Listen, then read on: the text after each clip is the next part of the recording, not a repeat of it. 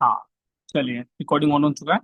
तो स्टार्ट करते हैं। रामायण ज्योतिष एक बहुत ही यूनिक ज्योतिष है, आप सभी को बहुत मजा आने वाला है। ये ज्योतिष है ना, गागर में सागर हो जाएगा आप सभी के लिए।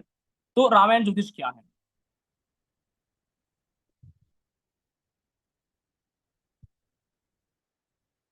ठीक है। तो रामायण ज्योतिष में हम क्या सीखने वाले हैं, आखिर ये किस तरह से अन्य सारी ज्योतिष, इसका कोई तुलना ही नहीं है, इसका कोई कंपटीशन हो ही नहीं सकता, ना भूत हो ना भविष्य हो। इसका कोई बोलना है कि भैया इसका कोई आपका कोई कॉम्पिटिटर है, आपका कोई कंपटीशन है। मेरा किसी भी व्यक्ति से कभी कोई कंपटीशन हो ही नहीं सकता। राम के नाम का किसी व्यक्ति से कंपटीशन हो ही नहीं सकता, इसका कोई कॉम्पिटिटर ही नहीं है। क्योंकि ये ज्योतिष अनमोल है, ऐसा बोलते हैं ज्योतिष भाव में कि छठा भाव कंपटीशन का, पंचम भाव है ना, उसका कोई कंपटीशन नहीं है। ये पूर्णतया पंचम भाव, इसका कभी कोई कंपटीशन हो ही नहीं सकता, क्योंकि रामायण ज्योतिष आत्मा से निकलता है। और एक भी आत्मा का किसी दूसरी आत्मा से ये कंपटीशन हो ही नहीं सकता। आत्मा अपने आप में इतना सर्वज्ञ है, अपने आप में इतना पूर्ण है कि इसका कभी किसी व्यक्ति से कोई विरोधाभास नहीं है। तो रामायण ज्योतिष एक शिक्षा का पाठ्यक्रम ही नहीं, अपितु जीवन जीने का आधार है, सार है। आज मैं आपको जीवन जीने की कनेक्टिविटी सिखाऊंगा, कैसे हमें ज्योतिष जीना चाहिए। ज्योतिष को करने का विषय नहीं है, ये हमारे जीवन को दिशा दिखाने के लिए अद्भुत रचनात्मक शैली के साथ ऐसा पिरोया गया कि एक 5 साल का बच्चा भी अगर आपके साथ बैठा होगा तो वो ये बोलेगा कि वाह कितना अद्भुत हो रहा है। ये ना बोले तो आप मुझे कहना, अद्भुत ज्योतिष होने वाला है। उन मेंबर को भी साथ में बैठाइए जो ज्योतिष कभी नहीं जानते, वो व्यक्ति भी आपको बोलेंगे कि बहुत मजा आया, रामायण ज्योतिष में बहुत कुछ सीखने को मिला। चलिए, तो रामायण ज्योतिष की स्टार्टिंग कहाँ से? तो वेदों से हम स्टार्ट करते हैं। ठीक है, कि वेदों के 6 अंग होते हैं और 6 अंगों में सबसे महत्वपूर्ण अंग होता है वेद। क्या है? वेद का अर्थ होता है ज्ञान से, जहां पर भी आपको नॉलेज मिले वो वेद है। दुनिया में जितने भी ग्रंथ हैं, फिजिक्स हो गया, केमिस्ट्री हो गया, मैथमेटिक्स हो गया, है ना, ये आपका कॉमर्स हो गया, अलजेब्रा या कुछ भी हो गया, जितने भी चीजें हैं ये सारे वेदों से कहीं ना कहीं लिंक हैं, वेदों से निकला हुआ है। वेदों के 6 अंग होते हैं। 6 अंग कौन से हैं, ये सारी बात समझेंगे। तो पहला अंग होता है शिक्षा का। शिक्षा का अर्थ होता है नाक से। आज भी भारत में कोई व्यक्ति बहुत अच्छा शिक्षा लेके आता है तो बोलते हैं कि साहब, है ना, इसने हमारा सिर ऊंचा कर दिया, है ना, हमारी नाक पे बात आ गया।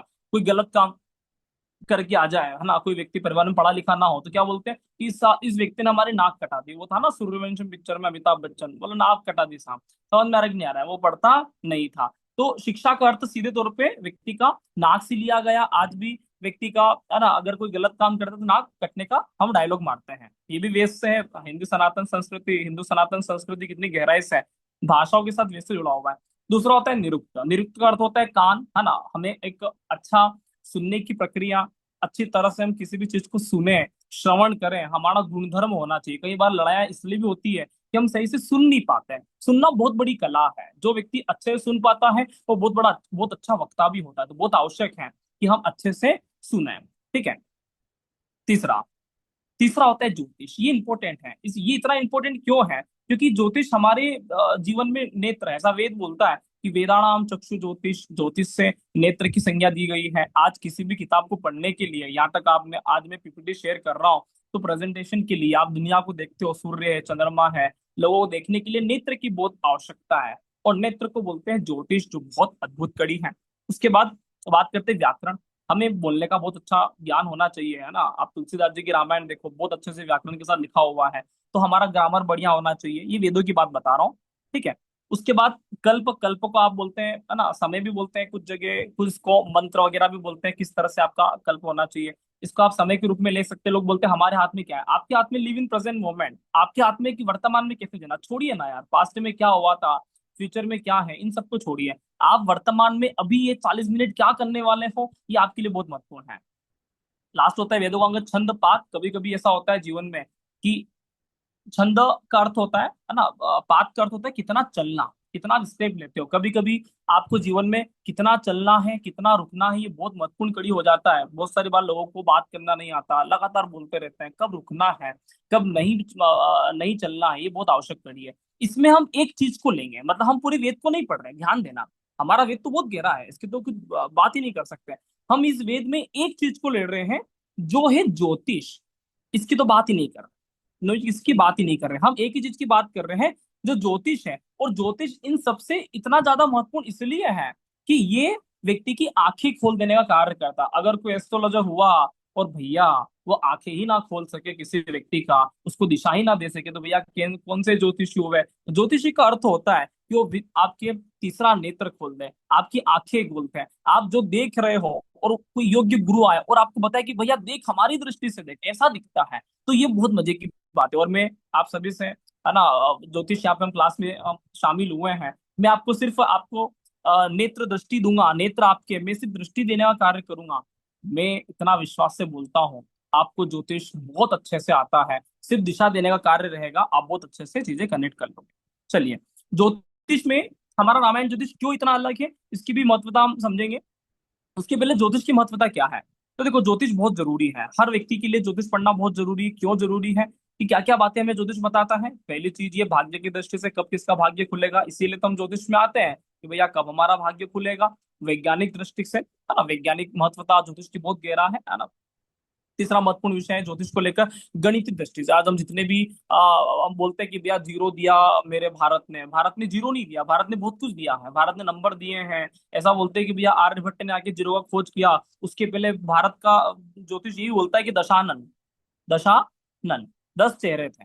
10 कहाँ से आया, है ना, तो अंक तो पहले भी था। ये ध्यान दीजिए चीजों को लेकर, कि ऐसा नहीं है कि कोई व्यक्ति आके शोध कर दिया। बहुत पहले से, अनादिकाल से भारत इतना एक्यूरेसी करता था। पंचांग हमारे भारत में मौजूद है। जो भैया सूर्य ग्रहण कब होता है, चंद्र ग्रहण कब होता है, क्या ये बच्चों के खेल हैं, ये छोटे मोटे खेल नहीं है। तो भारत गणितीय दृष्टि से बहुत ज्यादा उज्जवल रहा है। जो व्यक्ति गणितीय दृष्टि से बहुत उज्जवल रहता है, उसी को प्राचीन समय में पंडित कहा जाता है, आज के समय में वैज्ञानिक कहा जाता है। तो पंडित वैज्ञानिक होते थे। जीवन जीने की कला की दृष्टि से ज्योतिष बहुत महत्वपूर्ण है। मैं आपको सिखाऊंगा कैसे आपको ग्रह जीवन जीने की कला की दृष्टि से सीखना है। कर्म की दृष्टि से, है ना, कर्म करेंगे फल मिलेगा, है ना, तो कर्म भी ज्योतिष समझाता है कि कर्म कौन से भैया। ये नहीं कि भैया पड़ोसी की शादी में हम डांस करके आए थे, हमारी शादी में वो डांस करेगा, इसको कर्म नहीं बोलते हैं। कर्म 3 तरह के होते हैं, संचित कर्म, प्रारब्ध कर्म और क्रियमाण कर्म। ये कर्म की दृष्टि भी आपका ज्योतिष बताता है, और ये कर्म का दृष्टि डायरेक्टली कनेक्ट विद भाग्य, है ना। तो ये चीजें कनेक्ट करना की बहुत जरूरी। लोग कहते हैं कि हम भाग्य को नहीं मानते। अरे भैया, आपका भाग्य जाने अनजाने में कर्म ही है। चलिए, ब्रह्म के रहस्य को जानने की दृष्टि से, कब हम पैदा होंगे, कब हमारा समय चक्र चलेगा, समय कितना महत्वपूर्ण है। दुनिया का सबसे सच्ची बात यह है कि आपके लिए सिर्फ समय है। समय आपके पक्ष में होता है, आप राजा हो। समय आपके पक्ष में नहीं होता है तो भरी सभा में आपको नीचे उतार दिया जाता है। ध्यान देना, इस चीज को लेकर माता सीता के साथ प्रसंग हुआ, पूरी दुनिया मान चुका था कि माता सीता लक्ष्मी के अवतार हैं। उसके बाद क्या हुआ, अयोध्या में जाके राम वह व्यक्ति है कि पूरी दुनिया में जीत के आए, संघर्ष के साथ पुल बनाया, रावण को हराया, इंद्रजीत को हराया, पूरी दुनिया में डंका बजा दिया कि राम अवतार है, राम विष्णु का अवतार है, और लक्ष्मी माता का अवतार सीता मैया है। उसके बावजूद भी भरी सभा में माता सीता को अपमानित करके बाहर भेजा जाता है। अरे भैया, समय से बड़ा कोई किसी का नहीं। समय आपका साथ होता है तो ही लोग आपको पूछते हैं कि हेलो सर कैसे हो, वरना आपको भरी सभा से जलील करके भरी सभा में उतार दिया जाता है। इस बात को मैं नहीं कहता, रामायण बोलती है, माता सीता के साथ हुआ, और जो माता सीता के साथ हो गया है वो हमारे साथ होना निश्चित है। चलिए, धर्म की दृष्टि से बहुत बढ़िया है ज्योतिष। चलिए, अब ज्योतिष क्यों आवश्यक है ना। कई बार आ, ऐसा लगता है कि आवश्यक क्यों है, ये पता चल गया। अब एस्ट्रोलॉजी के प्रकार क्या। अच्छा, रामायण ज्योतिष इसीलिए फेमस है, इसीलिए वो बहुत महत्वपूर्ण है, क्योंकि वो ये बताने की कोशिश करता है कि ज्योतिष के आजकल इतनी शाखा हो गई कि एक सामान्य व्यक्ति आए बेचारा परेशान हो जाए कि मैं केपी करूं, कि लाल किताब में जाऊं, कि जेमिनी करूं, कि नाड़ी करूं, कि ये करूं, कि फलाना करूं, कुछ नहीं होता है ना, इतना करने के बावजूद भी। तो इसीलिए ज्योतिष इसलिए इतना जरूरी है कि मैं हमेशा से फील करता था कि यार एक व्यक्ति है तो भाग्य तो एक होगा, जब भाग्य एक होगा तो ज्योतिष एक होना चाहिए। अतः मैं इन सारे एस्ट्रोलॉजी के प्रकार को एक ही ज्योतिष में सम्मिलित करने आया हूँ। सबसे पहले हम समझ लेते हैं ज्योतिष के प्रकार कितने होते हैं। तो सबसे पुराना प्रकार है, इसको बोलते हैं बीएनएन, भृगुनंदी नाड़ी, एक अद्भुत ज्योतिष है। ठीक है, ये एक ऐसा ज्योतिष है कि माता पार्वती और शिव के बारे में, है ना, प्रिडिक्शन किया गया था। बहुत यूनिक ज्योतिष है। ठीक है, उसके बाद बात करते हैं, है ना, मुंडेन एस्ट्रोलॉजी, कब घटना होगी। ये जो भारत पाकिस्तान वार हुआ 1947 में, है ना, प्लूटो शनि जैसे ग्रह का योग बना, ये बहुत सारी ज्योतिष है जहाँ पे देश काल माहौल परिस्थितियां, कि इसमें आपको अनुभव मिलेगा। जैसे इसमें, है ना, उपग्रह की बात भी करते हैं। ये खैर हमारा विषय नहीं है, लेकिन थोड़ा सा कनेक्टेड बैठा रहा हूँ। उपग्रह की बात करते हैं, प्लूटो का, नेपच्यून का, यूरेनस का, इसकी बहुत गहरी गहरी बातें होती है मुंडेन एस्ट्रोलॉजी में। ठीक है, तो ये पूरा तरह से वो एस्ट्रोलॉजी है जहां पर हम जब गणना करने जाते हैं कि यार क्या होगा, किस परिस्थिति में क्या होगा, 2026 में कौन सी घटना घटेगी, मुंडेन एस्ट्रोलॉजी, मेदिनी ज्योतिष इसको हिंदी में बोलते हैं। उसके बाद इंपॉर्टेंट कड़ी है, जो बेस है, आधार है, वैदिक ज्योतिष, जिसको बोलते हैं पाराशरी इंसाइक्लोपीडिया ऑफ एस्ट्रोलॉजी। वैदिक को ही पाराशरी के नाम से जाना जाता है ना। बहुत अच्छे से पाराशरी ने वैदिक को पूरी तरह से फॉलो किया और पूरी तरह से पिरोया। इसके बाद बात करते हैं लाल किताब एस्ट्रोलॉजी। ये भी बहुत बढ़िया ज्योतिष है ना। उपाय के लिए काफी उस जमाने के अनुसार बहुत बढ़िया बनाया गया थे उपाय। देश काल माहौल बदलते हैं, अपडेशन की आवश्यकता हर जगह होती है। चंद्रकला नाड़ी, चंद्रमा के एक एक बिंदु पर प्रकाश डाला जाता है, तब उसके चेंज होते हैं। जेमिनी ज्योतिष, जेमिनी ज्योतिष बहुत यूनिक ज्योतिष है, क्योंकि ये पाराशरी का ही अंग है ना। लेकिन जेमिनी ऋषि ने बहुत अच्छे से शोध किया। उन्होंने एक बहुत अपना एक फिलोसफी तैयार किया था, आरुल लगन, कि आप जैसे होते हो, लोग आपके बारे में वैसी बात नहीं करते। तो बड़ा मेरे को पसंद आता है जेमिनी ना, क्योंकि इसमें 7 तरह के कारक होते हैं। मैंने इस पे काफी रिसर्च किया है ना। ये है केपी एस्ट्रोलॉजी, है ना। My Guru professor Tiwari sir, है ना, the great man in the India, है ना। भारत में ऐसा व्यक्ति बहुत मैं समझता हूँ ज्योतिष के मामले में आपको बहुत दुर्लभ मिलेंगे, नहीं मिल सकता, है ना। खोजोगे, दीपक लेके जाओगे तो नहीं मिलेगा। शायद मेरा भाग्य इतना मजबूत है कि मुझे प्रोफेसर तिवारी सर जैसे व्यक्ति घर बैठे मिले। And thank you very much sir, आपका आशीर्वाद हमेशा बना रहे। जब भी मैं डिमोटिवेट होता हूँ, एक अच्छी सी बात बोलते हैं, राहुल तुम मेरे हनुमान हो, मैं तुम्हारा राम हूं, और ये चीजें मेरे को वापिस से खड़ा करती है। भगवान आदमी है, देवता आदमी है ना। ज्योतिष में डायमंड है, रतन है। चलिए, तो ये तिवारी सर का विषय है। और भी बहुत सारी विधा है। अब ज्योतिष के प्रकार क्या है, ठीक है। तो देखो, ज्योतिष में बहुत सारी पद्धतियां आपको पता चल गया। हर पद्धति का मूल वैदिक पाराशरी ही है। पाराशरी से अलग आप कुछ भी नहीं कर सकते। पाराशरी सभी का बेस है। कोई व्यक्ति आपसे बोले कि हम पाराशरी को फॉलो नहीं करते, हम दूसरी चीज को फॉलो करते हैं, आप उस व्यक्ति को अनफॉलो करें कि भैया आप जाइए, हमें आपसे बात नहीं करना है। पाराशरी इंसाइक्लोपीडिया ऑफ एस्ट्रोलॉजी है। पाराशरी की किसी भी बात को कभी भी काटा नहीं जा सकता। हाँ, इस पे भाष्य लिखा जा सकता है, इस पे बहुत कुछ अलग से एड ऑन किया जा सकता है उसी आर्टिकल को, लेकिन उसकी किसी भी मूल बात को काटा नहीं जा सकता, ठीक है। एक्सप्लेनेशन किया जा सकता है, ठीक है, विस्तार किया जा सकता है। चलिए, पाराशरी पर शोध हो सकता है, जैसे कृष्णमूर्ति पद्धति ने नक्षत्र पे शोध किया, विषुंतरी दशा पे शोध किया, तो सबुलेट थ्योरी निकाला। लेकिन पाराशरी से अलग कुछ भी नहीं। कई लोग बोलते हैं केपी बढ़िया की वैदिक बढ़िया। अरे भैया, ये कैसी बात कर रहे हो? आपने आपने वैसी बात कर ली कि राम जी बढ़िया है कि तुलसीदास जी बढ़िया है। क्या क्या कर रहे हो यार? कैसा कंपेरिजन है ना। भगवान श्री राम वैदिक ज्योतिष, encyclopedia of astrology. Tulsidas ji Krishnamurthy पद्धति, एक अलग तरह से उन्होंने एक्सप्लेनेशन किया। तो राम और तुलसीदास जी का क्या कंपैरिजन हो सकता है? कोई कंपैरिजन ही नहीं है। मतलब हम बोले हैं कि केपी बढ़िया कि वैदिक बढ़िया। अरे प्रश्न कैसा है यार? भक्त और भगवान के बीच में कभी प्रश्न हो सकता है क्या? वैदिक भगवान है। चलिए, ठीक है। तो ज्योतिष कौन कर सकते हैं? कई बार मन में आता है कि हम ज्योतिष कर लेंगे, हमारी कुंडली देखो सर। देखो, एक बात ध्यान रखना, वास्को डी गामा 1498 में भारत आया था, उसने भारत की खोज किया था। ऐसे ऐसे लोग बोलते हैं यार हमारा भारत तो बहुत पुराना है, लेकिन लोगों ने ऐसा कर दिया कि भारत की खोज वास्को डी गामा ने किया। अच्छा आदमी रहा होगा, ठीक है। तो 1498 से पहले वो वास्को डी गामा भारत आया। भारत में प्रत्येक व्यक्ति ज्योतिषी थे 1491 से पहले। बड़ा आश्चर्य की बात है। तो हम ये कहते हैं कि ज्योतिष कौन कर सकता है? तो हिंदी सीखने का कभी योग हो सकता है?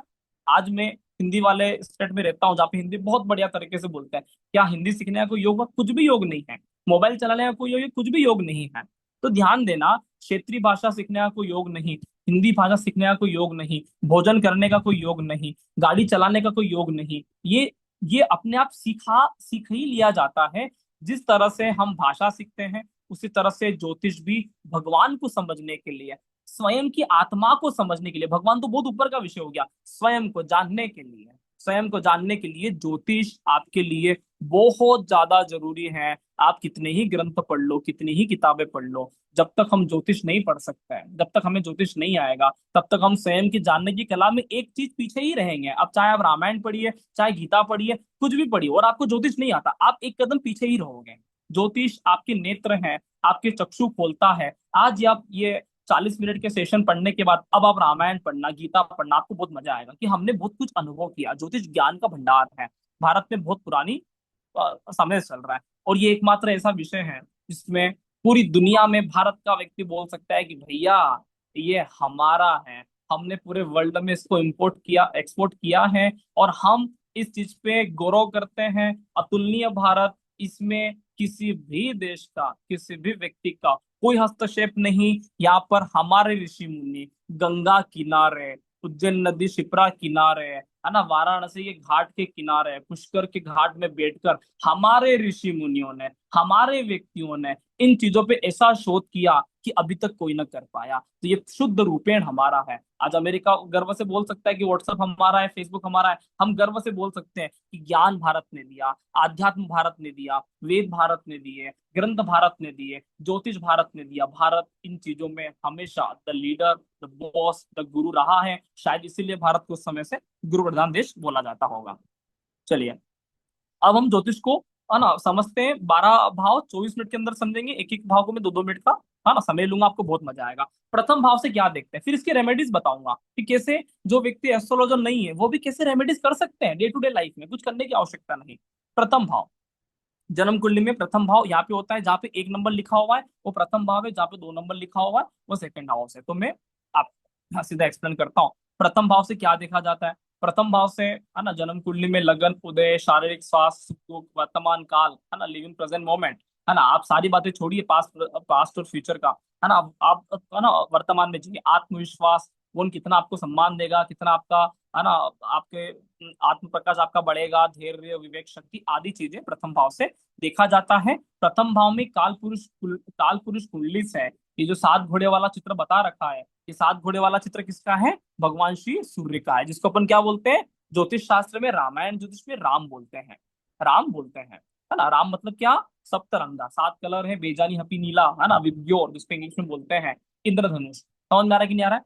तो प्रथम भाव काल पुरुष कुंडली से सूर्य को निर्देशित करता है। क्या देखा जाता है, एक छोटी सी कविता के माध्यम से समझेंगे। आत्मज्ञान से परिपूर्ण हूँ, विवेक शक्ति को बढ़ाता हूँ, प्रकाश सभी को देता हूँ, स्वाभिमान का कारक हूँ, नाम सम्मान में शामिल हूँ, 12 भाव का मालिक हूँ, प्रातः जल्दी उठ जाने से निरोगी भी मैं बनाता हूं। तो कई लोग बोलते हैं कि राम के नाम करने से पैसा नहीं आता। देखो ऐसा है कि राम के नाम से और सूर्य के उपाय करने से इसमें पैसे का कोई रोल नहीं है। सच बात तो ये है, इससे कोई आपको पैसा नहीं मिल जाएगा। भगवान का नाम लोगे इससे आपको पैसा मिलेगा, इसकी मैं गारंटी नहीं देता।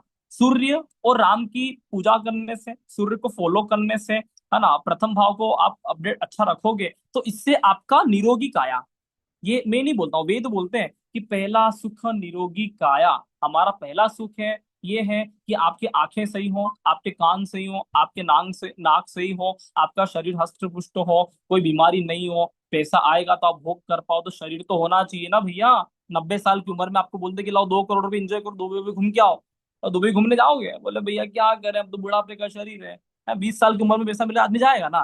तो पहला सुख निरोगी काया, आपका हेल्थ अच्छा रहे, इसलिए हम राम की पूजा करते हैं, इसलिए भारतवर्ष सूर्य नमस्कार करता है। अब हो क्या गया कि हर जगह हमने पैसा पैसा जोड़ दिया, सूर्य नमस्कार करें न भैया, हम बोल रहे हैं कि भैया हमारा नौकरी लगाना न वो लगाना। मैं कैसे अव्यवहारिक बात कर रहे हो, जिसका काम जो करे। आगे बताऊंगा कौन लगाएगा नौकरी।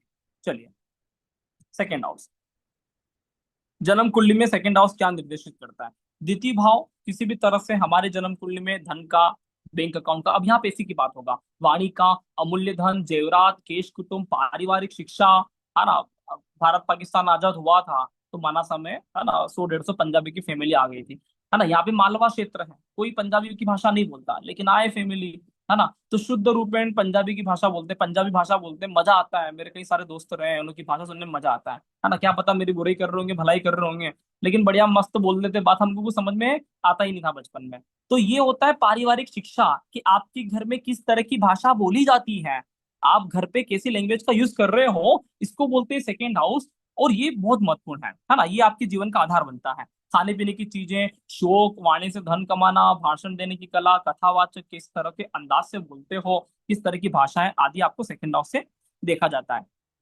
पहला सुख निरोगी काया, दूसरा सुख घर में माया। आपको सच में अच्छा पैसा चाहिए तो किसकी पूजा करोगे, चंद्रदेव की निश्चित तौर पे आपको पूजा करना है। भारत ने चंद्रमा के है ना इतना ऊपर बनाया कि शिव जी के मस्तक पर बैठा दिया, क्योंकि पता है कि भैया इस जीवन में आए हो और अगर आपने भौतिक जीवन में जीना चालू किया है तो बिना पैसे के आपको कोई भी नहीं पूछेगा। लिख लो कागज में, एक भी रिश्ता नहीं है बिना पैसे के। माता पिता भी नहीं पूछेंगे, पति पत्नी नहीं पूछेगा, दोस्त, अड़ोस पड़ोस, भाई बहन, ये सारे रिश्ते नकली हैं। आप सिर्फ पैसे कमाने पे ध्यान लगाइए। आप देखो कि आपसे लोग कितना प्रेम से बात करते हैं, कितनी मीठी आवाज में बात करते हैं, कितने अच्छे से बात करते हैं। बहुत जरूरी है कि ये जीवन में पैसा कमाना। क्या देखते हैं सेकेंड हाउस से, एक छोटी सी कविता के माध्यम से। धन दौलत सभी मुझी में, चंद्रमा बढ़िया होता है क्या व्यक्ति के जीवन में आता है, इसके रेमेडीज बताऊंगा आगे कैसे आपको चंद्रमा अच्छा करना है। धन दौलत सभी मुझी में, वस्त्र आभूषण भी मुझी में, मुखवाणी नयन भी मैं हूँ, चांद से सुंदर चेहरा देता हूँ, बातों बातों में ही पटा लेता हूँ, बोलकर धन कमा लेता हूँ, भरे कुटुंब का मालिक भी हूँ, अच्छा भोजन भी दिलवा देता हूँ। अच्छा खाना, अच्छे कपड़े, अच्छे वस्त्र, अच्छे आभूषण, सारी चीजें चंद्रमा से ही देखा जाता है। भारत में एक बहुत बढ़िया त्योहार आता है जिसको हमारी मालवी भाषा में बोलते हैं आखा तीज। आखा तीज को क्या बोलते हैं? अक्षय तृतीया। समझ में आ रहा है कि नहीं आ रहा है? तो अक्षय तृतीया क्या है? अक्षय तृतीया शुद्ध रूपेण चंद्रमा का त्योहार है। इसी दिन बोलते हैं कि भैया इस दिन सूर्य भी उच्च का होता है, सूर्य अपनी राशि में उच्च का होता है, चंद्रमा भी अपनी राशि में उच्च का होता है। ध्यान देना, अक्षय तृतीया वो त्योहार है कि सूर्य और चंद्रमा दोनों उच्च के होते हैं। और उस दिन ऐसा कल्चर है, क्या बोलते हैं कि उस दिन आपको कोई ना कोई पैसा खरीदना है। पैसे का मतलब क्या? सोना चांदी कुछ न कुछ निश्चित तौर पे खरीदना ही है। अक्षय तृतीया का त्योहार ये बताता है। और हमेशा हमें अपने कल्चर को फॉलो करना चाहिए। लोग बोलते हैं कि भैया आज के जमाने में तो है ना लोग कुछ नहीं समझते। अरे भैया, भारत इतना व्यवहारिक है ना समावेश करता है अपनी चीजों में कि ये पहला ऐसा देश है जो एसआईपी की बात करता है, सिस्टमेटिक इन्वेस्टमेंट प्लान, कि वो हर बार अक्षय तृतीया बोलता है कि आप कोई भी भाव हो आपको सोना खरीदना है। अभी मैं है ना दो चीजों मैं भी खरीदता हूँ, ये मेरा व्यवहारिक काम है। अक्षय तृतीया पे खरीदते हैं हम सोना चांदी, और धनतेरस पे भी खरीदते हैं। 1,70,000 रुपए किलो की चांदी में मैं है ना सिक्का लाया था। ये करना चाहिए, हर भाव में लेना चाहिए, कोई फर्क नहीं पड़ता, ज्यादा महंगा हो कम लीजिए, लेकिन सोना चांदी का निवेश कभी भी आपको धोखा देके नहीं जाता। सिस्टमेटिक इन्वेस्टमेंट प्लान भारत के ऋषि मुनि समझा के गए, आपको कोई आज का अर्थशास्त्री नहीं समझा सकता। चलिए आगे बात करते हैं। चंद्रमा धन का कारक है, थर्ड भाव। तीसरे भाव से क्या देखते हैं? ये आज का राजा है ना, तृतीय भाव सहज भाव, पराक्रम के लिए, छोटे भाई बहन, धैर्य, लेखन कला, बौद्धिक विकास, दाहिना कान, हिम्मत, वीरता, भाषण, संप्रेषण, है ना, गला, मेंटल कैपेसिटी। आज के जमाने में फेसबुक पे हो आप, जूम सेशन पे हैं, व्हाट्सएप में हैं, इंस्टाग्राम में हैं, गूगल पे जाते हो, सारे काम देखते हो, सारी चीजें तृतीय भाव से देखा जाता है। और तृतीय भाव में कौन सा ग्रह उच्च का होता है? तो भैया जो इस युग का राजा है, राजा कौन होगा? तो राहु राजा है। एक छोटी सी कविता है ना, ध्यान देना।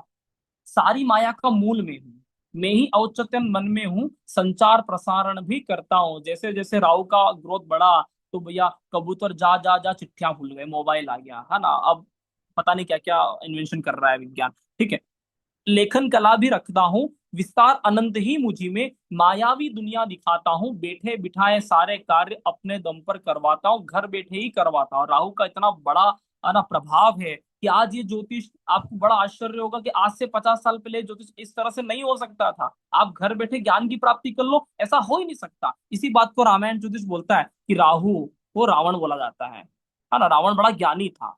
आपको अनुभव नहीं होता कि इस युग में बहुत लोग ज्ञानी हैं, घर बैठे ज्ञान आ रहा, और क्या चाहिए यार, लोगों को जाना पड़ता था, अच्छे गुरु की शोध करना पड़ता था। अब गुरु घर बैठे आ रहे हैं, राम कहानी घर बैठे हमें मिल रहा है। एक बटन दबाया, राम कहानी स्टार्ट, रिकॉर्डिंग देख सकते हैं, क्लास ज्वाइन कर सकते हैं, है ना। लाखों रुपए देके हम गुरुकुल में जाएंगे, वहां पर भी ये ज्ञान नहीं मिलने वाला। चलिए, तो इतना बड़ा युग है। चतुर्थ भाव आज के जमाने में सुख का, संपत्ति का, धन और दौलत, जेवरात, हृदय, उदारता, शांति, सबसे महत्वपूर्ण चीज है शांति कितना है ना। आयुर्वेदिक ज्ञान, व्यापार, पहले के जमाने में जो व्यक्ति एस्ट्रोलॉजर होते थे उन लोग को निश्चित तौर पे आयुर्वेद का ज्ञान होता था कि भैया पेट दुख रहा है तो ये जड़ी बूटी ले जाए, सिर दुख रहा है ये जड़ी बूटी ले जाए। एस्ट्रोलॉजी का मतलब क्या? सॉल्यूशन। 100 बात की एक बात कि कोई ऐसा व्यक्ति हो जो आपके जीवन में सॉल्यूशन करे हर चीज का, कि साहब कमर दुख रही सॉल्यूशन, दिमाग खराब हो गया सॉल्यूशन, लोन आ गया सॉल्यूशन, ये हो गया सॉल्यूशन, शादी हो गई तो सॉल्यूशन, नहीं हो रही है तो सॉल्यूशन, हर चीज का सॉल्यूशन जो रखे हैं उसी को ही क्या बोला जाता था? ज्योतिषी। उसी को ही क्या बोलते थे? गुरुजी। समझ में आ रहा है नहीं आ रहा है? तो गुरुजी के पास सब तरह का सॉल्यूशन होता है। चलिए, चतुर्थ भाव से गुरु की बात करेंगे। गुरु यहाँ पे उच्च का होता है। एक छोटी सी कविता के माध्यम से, भक्ति भाव में रहता हूँ, नदियों को पूजने वाला हूँ, वेद पाठ का अध्ययन है तो गुरुकुल बनाने वाला हूँ, सारे सुखों का कारक हूँ मैं। ध्यान देना, गुरु अच्छा नहीं होगा ना, कितना ही कुछ भी हो जाए सुख नहीं मिलेगा। सारे सुखों का कारक हूँ मैं, भूमि वाहन दिलवाता हूँ, संस्कार का पालन करके हिंदू संस्कृति अपनाता हूँ। बिना गुरु, अगर हमारी जन्म कुंडली में सब कुछ है और गुरु अच्छा नहीं है, ये क्या यार, संतोष नहीं आएगा। ये व्यक्ति इतना असंतोष में रहेगा, ये नहीं हुआ वो नहीं हुआ, माना यहाँ दुख वहां कष्ट। असंतोष प्रकट होना इस बात का स्पष्ट उदाहरण है कि हमारा गुरु सच में अच्छा नहीं है, क्योंकि गुरु तो वह स्थिति है कि वो दो रोटी में भी संतुष्ट हो जाएगा। ये महत्वपूर्ण चीजें ध्यान रखना। तो गुरु ऐसा ही बनाना चाहिए कि जो छोटी चीज में संतुष्ट हो जाए। गुरु कभी ऐसा नहीं बनाना चाहिए जो बहुत असंतोषी हो। असंतोषी गुरु आपको असंतोषी बना देगा। अतः हमेशा एक संतोष व्यक्ति, एक अच्छे से प्रेम भाव से है ना बात करने वाला व्यक्ति, प्रेमी व्यक्ति जो सुख प्रदान करे, जिसकी वाणी आपको सुख प्रदान करे, वही व्यक्ति गुरु बनाने के योग्य है। और जिसको संतोष हो है ना, उस व्यक्ति को गुरु बनाना चाहिए। चलिए, पंचम भाव से क्या देखते हैं हमारी जन्म कुंडली में। पंचम भाव बहुत बड़ा भाव है ना, शायद इससे बड़ा भाव कुछ भी नहीं है। इसीलिए कालपुरुष कुंडली में सिंह राशि आता है, जिसका है ना राशि सूर्य है, जो हम राम बोलते हैं। बुद्धि का, शिक्षा का, विद्या का, शेयर बाजार में काम करते हो, सोने चांदी में काम करते हो, एसआईपी करते हो, संगीत, मंत्री, टैक्स डिपार्टमेंट, अधिकारी वर्ग, भविष्य ज्ञान, सफलता, निवेश, ये रामायण ज्योतिष जो आप पढ़ रहे हो, ये शुद्ध रूपेण पंचम भाव है। प्रोडक्शन, कोई भी नया कार्य जो अभी तक आपने ना कभी सुना ना कभी देखा, रचनात्मक कार्य, कलात्मक कार्य, जिसको बोलते हैं संतान का भाव। एक भी व्यक्ति कभी डुप्लीकेट पैदा नहीं होता। आपका बच्चा जैसा है, पड़ोसी का बच्चा कभी ऐसा नहीं हो सकता। कोई भी व्यक्ति भगवान के लिए डुप्लीकेट नहीं है, हर व्यक्ति अद्भुत है, हर व्यक्ति यूनिक है। पंचम भाव से देखे जाने वाले तथ्य एक छोटी सी कविता के माध्यम से। सभी अधिकार मेरे पास, राजा का भी राजा कह दो, रचना सभी में ही करता हूँ, मुझ में मुझे ही तुम भगवान कह दो, जन्म जन्म की बातें मुझसे हैं। पंचम भाव से जन्म की बात देखते हैं, इस जन्म की नहीं पिछले जन्म की बात देखते हैं। संतान जन्म का कारक कह दो, संतान आपके घर में ऐसे नहीं आएगा जब तक आपके कर्मास पेंडिंग नहीं रहेंगे संतान से। संतान आपके घर आ ही नहीं सकता। अटूट होकर खड़ा रहे वो पवित्र प्रेम, पंचम को कह दो। लोग बोलते हैं कि भैया प्रेम टूट जाता है, अरे प्रेम मरते दम तक नहीं टूटता। इस बात को मैं नहीं बोलता हूँ, इस बात को हमारा सनातन संस्कृति बोलता है। एक अवतार है जिसका नाम है परशुराम, एक अवतार है जिनका नाम है परशुराम, एक अवतार है जिनका नाम है राम। राम सप्तम अवतार है, परशुराम छठे अवतार है। परशुराम को बोलते हैं शुक्र का अवतार है, राम को बोलते हैं सूर्य का अवतार है। बहुत गहराई से समझना है इन तथ्यों को कि मैं क्यों कनेक्ट करवा रहा हूँ। एकमात्र विष्णु भगवान के अवतार में एकमात्र ऐसा कॉन्सेप्ट बना कि राम और परशुराम सामने है। राम और कृष्ण कभी सामने नहीं आए, राम और नरसिंह कभी सामने नहीं आए, कभी ऐसा मामला हुआ ही नहीं। राम और परशुराम सामने हैं, ये अपने आप में इतना रोचक तथ्य है कि दोनों ही विष्णु के अवतार हैं। और ये दोनों एक दूसरे के सामने कैसे आ गए है ना। ध्यान है ना, धनुष तोड़ा था उस समय परशुराम जी गुस्सा करके आ गए थे। ये राम के अंदर भी वही विष्णु का अवतार, परशुराम के अंदर भी वही विष्णु का अवतार। ये वो कनेक्टिविटी करवाता है कि परशुराम जी शुक्र के अवतार, परशुराम जी शुक्र के अवतार हैं और राम सूर्य के अवतार है। और प्रेम कभी खत्म नहीं होता, तो प्रेम कभी नहीं खत्म होता। प्रेम तो आपका नया जन्म हो जाएगा, फिर भी प्रेम प्रकट हो जाएगा। और प्रेम वही शाश्वत है जो कभी खत्म ना हुआ। और जो प्रेम खत्म हो जाए वो प्रेम नहीं था, इस वो कुछ और रहा होगा। प्रेम खत्म हो ही नहीं सकता। इस बात को मैं नहीं बोलता हूँ, इस बात को हिंदू सनातन संस्कृति बोलता है कि परशुराम और राम का अवतार आमने सामने क्यों हुआ, मजा आएगा। परशुराम शुक्र के अवतार है। चलिए, छठा भाव क्या है। छठे भाव से क्या देखते हैं है ना। तो हार नहीं मानूंगा, राह नहीं ठानूंगा, काल के कपाल पर लिखता हूँ मिटाता हूँ, गीत नया गाता हूँ। हर तरह का लड़ाई झगड़े मुकदमा है ना, ये कर लेंगे, नौकरी कर लेंगे, कंपटीशन बढ़ा देंगे, वहां चले जाएंगे, वो कर लेंगे, आदि आदि है ना। इससे ज्योतिष शास्त्र बिल्कुल मुक्त रहता है। क्या काम, कॉम्पिटिशन से है ना। पंचम भाव ज्योतिष का छठा भाव हर तरह के संघर्ष से पैसे कमाने का, जहाँ पे एक दूसरे व्यक्ति के साथ कंपटीशन लड़ने की बात आती है। क्या देखते हैं छठे भाव में, एक छोटी सी कविता के माध्यम से। दुख दर्द चिंता करता हूँ, बहुत टेंशन करता है। लड़ाई झगड़े में भी आगे हूँ, बहुत लड़ता रहता है। रोक कर जब भी बढ़ा देता हूँ, अधिक सोचने वाला हूँ मैं, मेहनत बहुत करता हूँ, हिम्मत रखने वाला हूँ, संकल्प वचन का पक्का हूँ, जो ठाना वो कर लेता हूँ। तो छठा भाव जन्म कुंडली में बहुत मजबूत होता है। तो जो ठाना वो व्यक्ति का निश्चित तौर पे हो जाएगा, बहुत मजबूत होता है। हार नहीं मानने वाला भाव, वो पिक्चर देखा था ना पुष्पा, झुकेगा नहीं, तो ये छठा भाव वाली बात करना है, झुकता नहीं है। इसी बात को ऋषि पाराशर जी बोलते हैं कि भैया 12th हाउस केतु का पक्का घर।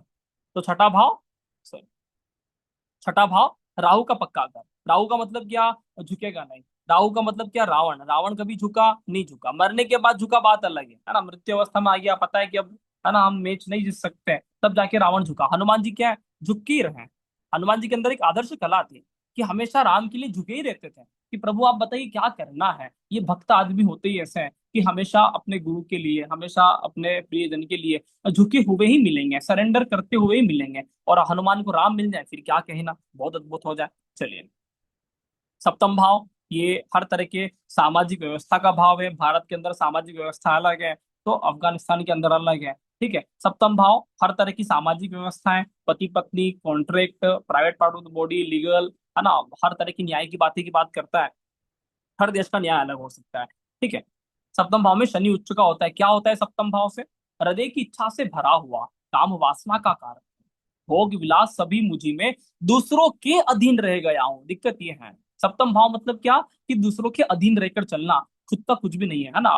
तो ध्यान देना जीवन में कि आप कितना ही कुछ भी कर लें, मैं कहता हूं आप इंग्लिश को फॉलो करें, खूब फॉलो करें, इंग्लिश जुग जुग जी है ना, घर घर इंग्लिश हो। लेकिन क्या इसका मतलब हम हिंदी को भूल जाएंगे? नहीं। अपने रूट्स को कभी मत भूलना। हिंदू सनातन संस्कृति को, हैप्पी दीपावली को, दीपक लगाने की परंपरा को, है ना, देव मिलन की परंपरा को कभी मत भूलना। हिंदुत्व को फॉलो करते रहना, हर चीजें बहुत अच्छी चले, लेकिन अपने रूट्स को मत भूलना। जो व्यक्ति अपने रूट्स से गया वो व्यक्ति हमेशा गुलामी बनकर रहता है। शनि गुलामी का भी कारक है, ध्यान देना। वो व्यक्ति, प्रत्येक व्यक्ति गुलाम है, जिसको ये कहने में शर्म आता है कि भैया हम दीपावली में दीपक लगाते तो पुराना कल्चर है, रंगोली मारना पुराना कल्चर है, ये क्या वो मिठाई बांटने का त्योहार लगा रखा है। नहीं नहीं, ये गलती मत करना। ये चीजें आपको खड़ा रखेगा, ये चीजें आपको ये बताएगा कि आप अपने हो, आपका खुद का अपना कुछ है, दूसरों के चक्कर में नहीं रहना। बहुत अच्छे से भारत दीपावली मनाता है, अच्छी बात है, समझ में आ रहा है।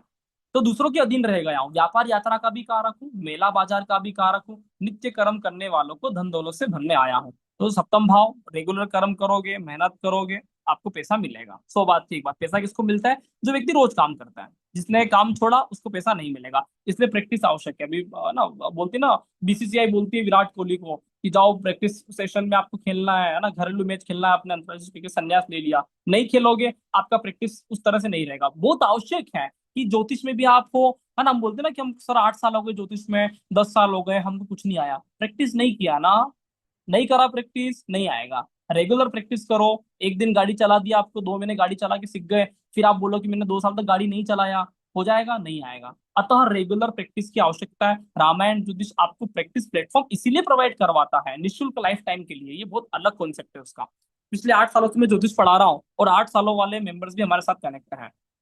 अष्टम भाव हमारी जन्म कुंडली में मृत्यु का, आयुष्य का, मांगल्य का, गुप्त स्थान का, धर्म में आस्था का, विश्वास का, गुप्त क्रिया का, तांत्रिक क्रियाओं का, आदि आदि का, हर तरह की हिडन सीक्रेट बातें अष्टम से देखा जाता है। ऐसा दुनिया में कोई भी व्यक्ति नहीं है जिसका कोई हिडन और सीक्रेट ना हो। प्रत्येक व्यक्ति का कुछ न कुछ हिडन रहता है, कुछ न कुछ गुप्त कहानी रहती है।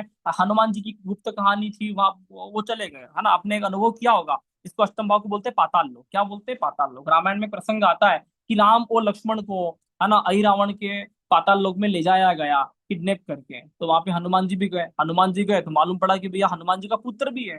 हनुमान जी टेंशन में कि भैया हम बाल ब्रह्मचारी आदमी, हमारे पुत्र भी हो गए, है ना, सेम हनुमान जी जैसे दिख रहे हैं। तो हनुमान जी को पता चला, सीक्रेट राज पता चला कि उनका भी पुत्र किस तरह से हुआ था। तो ये एक अद्भुत कहानियां हैं कि आपको वो राज पता चल दे आपकी खुद की कहानी के, जो आपको भी नहीं पता होता। इसीलिए यहाँ पे बोलते हैं केतु उच्च का, बोलते हैं ना, केतु केतु बोलते हैं हनुमान। ध्यान करो, मेडिटेशन करो, साधना करो, स्वयं को जानो, आप कौन हो, आपकी गुप्त रहस्य क्या है, जो आपकी आइडेंटिटी है। वो आइडेंटिटी ओरिजिनल आपकी नहीं है, आप कुछ और व्यक्ति हो, आपकी आत्मा कुछ और है। ये आपको कोई पहला जन्म नहीं है। आप थोड़ा अपने आप को खोजो। भगवान महावीर ने खोजा, है ना, ओशो ने खोजा, गौतम बुद्ध ने खोजा, राम ने खोजा, कृष्ण ने खोजा, बड़े बड़े स्वामी विवेकानंद ने खोजा। थोड़ा सा खोजिए अपने आप को कि जो ये आपके साथ आसपास लोग हैं, उन लोगों से आपका किरदार नहीं बनता। आपकी कोई एक ऐसी गुप्त कहानी है जिससे आपको जुड़ना बहुत जरूरी है। और ज्योतिष इसीलिए अष्टम भाव से जुड़ा हुआ क्षेत्र है। इसको बोलते हैं केतु का, जिसको रामायण जी बोलती है हनुमान। केतु मतलब क्या? हनुमान। और हनुमान का संबंध सीधा राम से है। आप जानते ही हो कि राम हनुमान का संबंध कितना गहरा है। अतः हमें बहुत जरूरी है कि ज्योतिष कैसे हम कनेक्टिविटी बैठा सकते हैं। चलिए, नवम भाव। नवम भाव क्या है ना, धर्म का, आध्यात्म का, भक्ति का, यात्रा का, है ना, उच्च पद का, हर तरह के प्रमोशन का, आपका अच्छा काम बने, आपको अच्छा पद प्रतिष्ठा मिले, सम्मान मिले, नाम मिले, आदि आदि। भाग्य स्थान बोलते हैं ज्योतिष में, यहाँ पे भी केतु उच्च का होता है। क्या बोलते हैं, चमत्कार कह दे आ मुझे, संजीवनी बूटी आया था ना, ये नवम भाव है। नवम भाव क्या, पुनर्जीवित कर देना, वापिस से जीवन दे देना, इसको बोलते हैं भृगु ऋषि जीव कारक, इसको बोलते हैं जो जीवन का भी जीवन हो।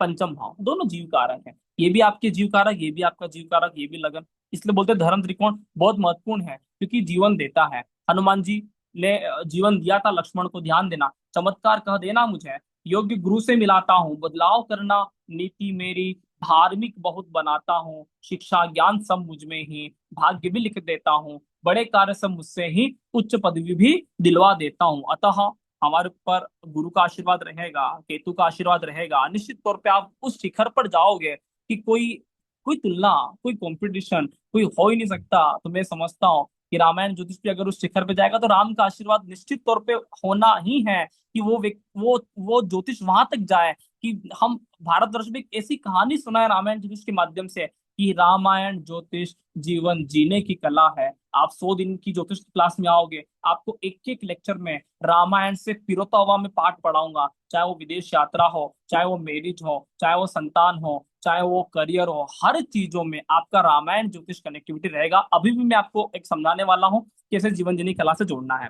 चलिए 10th हाउस से क्या देखते हैं, दशम भाव यश, हुकूमत, है ना, साम दाम दंड भेद, हर तरह से आपको लाभ प्राप्त करना, कर्म करना, कर्म का भाव, मेरे को कर्म करना है। इस दुनिया में एक भी व्यक्ति ऐसा नहीं है कि जिसने जन्म ले लिया और वो व्यक्ति बोले कि मैं कुछ नहीं करना चाहता।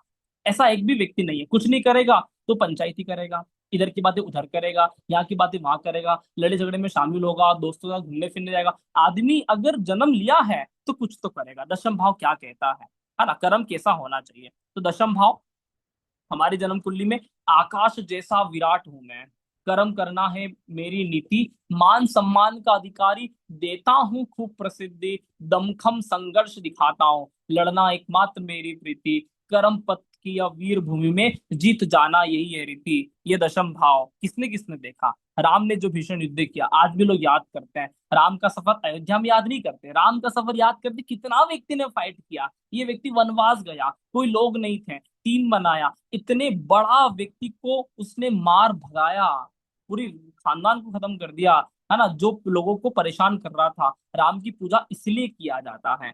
कृष्ण भगवान को देखिए, उन्होंने भी बहुत फाइट किया है। अतः व्यक्ति बोले कि साहब हम कोई कर्म करें और हमारे तो कंपटीशन आते हैं, हम तो लड़ना झगड़ना नहीं चाहते, ऐसा है वैसा, देखो भैया, कर्म करोगे तो तू मैं होगी, कर्म करोगे बहसबाजी होगी, कर्म करोगे बुरा भला होगा, लोग, है ना, कुछ भी बोलेंगे, सब कुछ होता है, लेकिन कर्म करना बहुत जरूरी है। आप अपनी आत्मा से ईमानदार रहें, क्या फर्क पड़ता है, आप सच्चे होंगे, जीत आपका होना निश्चित तौर पे है। अतः कर्म करना बहुत जरूरी है। हम ये सोचकर कर्म करने पे ब्रेक लगा दें कि नहीं नहीं हम लोगों को परेशान नहीं कर सकते, सच में जो आपका कर्म है, सच में जो आपका हक बनता है, आपका उत्तरदायित्व है, आपका अधिकार है, आपका हक है, वहां पर आपको अपनी आवाज रखना ही चाहिए। ये आपका दशम भाव कहता है। एकादश भाव हमारी जन्म कुंडली में ये बहुत अच्छा भाव है, इसको बोलते हैं लाभ भाव है। रावण ने अपने पुत्र इंद्रजीत के लिए सभी ग्रहों को एकादश भाव में बैठा दिया था, चूंकि वो रावण था, है ना, तो शनि देव भी उसके यहाँ पे भैया किडनैप करके बैठा लिया था, हनुमान छुड़वा के लाए थे। तो रावण कर सकता है, हम नहीं कर सकते। तो 11th हाउस में प्रत्येक ग्रह बहुत बढ़िया रिजल्ट देता है, चाहे उच्च राशि का हो चाहे नीच राशि का हो, ऐसा पाराशरी का कथन है। ठीक है, हर तरह की सिद्धि दूंगा, वैभव और ऐश्वर्य भी दूंगा, खूब शिक्षा से भर दूंगा, आमदनी मजबूत रखूंगा, सारी इच्छा पूर्ति करूंगा, जो चाहे वह दे दूंगा, मेहनत से दोगुना दूंगा, कर्म नहीं तो खाली रखूंगा। ध्यान देना, 11th हाउस से आपका फ्रेंडशिप देखा जाता है, आपके दोस्त देखे जाते हैं, आपका मिलनसार देखा जाता है, आपका कौन सा व्यक्ति से लाभ होगा, कौन सा व्यक्ति आपका साथ निभाएगा, आप 11th हाउस से देख सकते हो। तो 11th हाउस में जो भी ग्रह होगा उस तरह के लोग आपके बनेंगे। समझो, सूर्य होगा बड़े अधिकारी लोग, राहु होगा ये भी बड़े अधिकारी लोग, केतु होगा आध्यात्मिक जीवन वाले लोग, चंद्रमा होगा फीमेल या फिर बड़े पैसे वाले रिच लोग, सेठ लोग, बनिया लोग, समझ में आ रहा है, बुध होगा तो थोड़े से युवा लोग, शुक्र होंगे तो थोड़े से क्रिएटिविटी करने वाले लोग, है ना, कंटेंट क्रिएटर वाले लोग, यूट्यूबर हो गए, फेसबुक हो गए, आदि आदि, है ना, फीमेल हो गए, बहुत सारी अलग अलग चीजें। शनि हो गए तो थोड़े पुराने मित्र, थोड़े, है ना, रूढ़िवादी परंपरा वाले लोग आपके साथ रहेंगे। इस तरह के आपका दोस्ताना व्यवहार रहेगा, इस तरह का आपके जीवन में कनेक्टिविटी बैठेगा। जिस तरह की राशि में होते हैं इसको रेड ऑन कर सकते हैं। चलिए ट्वेल्थ हाउस से क्या देखते हैं, जन्म कुंडली में द्वादश भाव से है ना, ये व्यय का भाव है, हानि का भाव है, दंड का, प्रभु भक्ति का, ध्यान का, मोक्ष का। बड़ा अटपटा लगता है ना कि व्यय का भाव भी यही है, हानि का भाव भी यही है, और प्रभु भक्ति का भाव भी यही है ना, और दुख का भाव भी यही है, हॉस्पिटल का भाव भी यही है। हाँ, सारे भाव इसी के हैं। विदेश का भाव भी यही है, ध्यान देना। प्रभु भक्ति में व्यक्ति वही लीन हो सकता है कि सबसे पहले उसका नुकसान हुआ हो, जिस व्यक्ति ने जीवन में कभी नुकसान नहीं देखा, कभी व्यक्ति ने विरह नहीं देखा, कभी उस व्यक्ति ने अपनी अनमोल चीज को त्याग करते हुए नहीं देखा। अरे भैया, क्या वो कभी भगवान को प्राप्त कर सकेगा? कभी भी नहीं जाएगा। अतः आवश्यक है कि भैया, है ना, इसलिए ऋषि मुनि शायद बोलते होंगे कि शुक्र यहाँ पे उच्च का होता है कि प्रेम का उच्च स्तरीय नीति क्या है? विरह हो जाना। प्रेम मिल जाए खत्म हो जाता है। प्रेम होकर, बहुत गहरा प्रेम, एक दूसरे से प्रेम कर कर, और ये जो विरह होता है, यही चीजें व्यक्ति को ईश्वर से जोड़ सकती है, वरना कोई दूसरी चीज ईश्वर से जोड़ने लायक रहा ही नहीं। या तो ये जोड़ेगा या फिर ये जोड़ेगा, केतु तो पूरी तरह से डूबे हुए हैं। इसलिए ऋषि पाराशर जी ने डायरेक्ट बोल दिया कि ट्वेल्थ हाउस में शुक्र उच्च का, ट्वेल्थ हाउस में केतु का पक्का घर। जब जब व्यक्ति को संसार से विरक्ति होता है, विरक्ति भी कब? बहुत प्रेम करने के बाद जब विरक्ति होता है, व्यक्ति तुरंत ईश्वर के दर्शन में चला जाता है। ये तुलसी के साथ हुआ, ये वाल्मीकि के साथ हुआ, ये विवेकानंद के साथ हुआ, ओशो के साथ हुआ, राम के साथ हुआ, कृष्ण के साथ हुआ, हर व्यक्ति के साथ निश्चित तौर पे हुआ जिस व्यक्ति ने बहुत बड़ी कहानी अपने जीवन में रची है। ध्यान देना।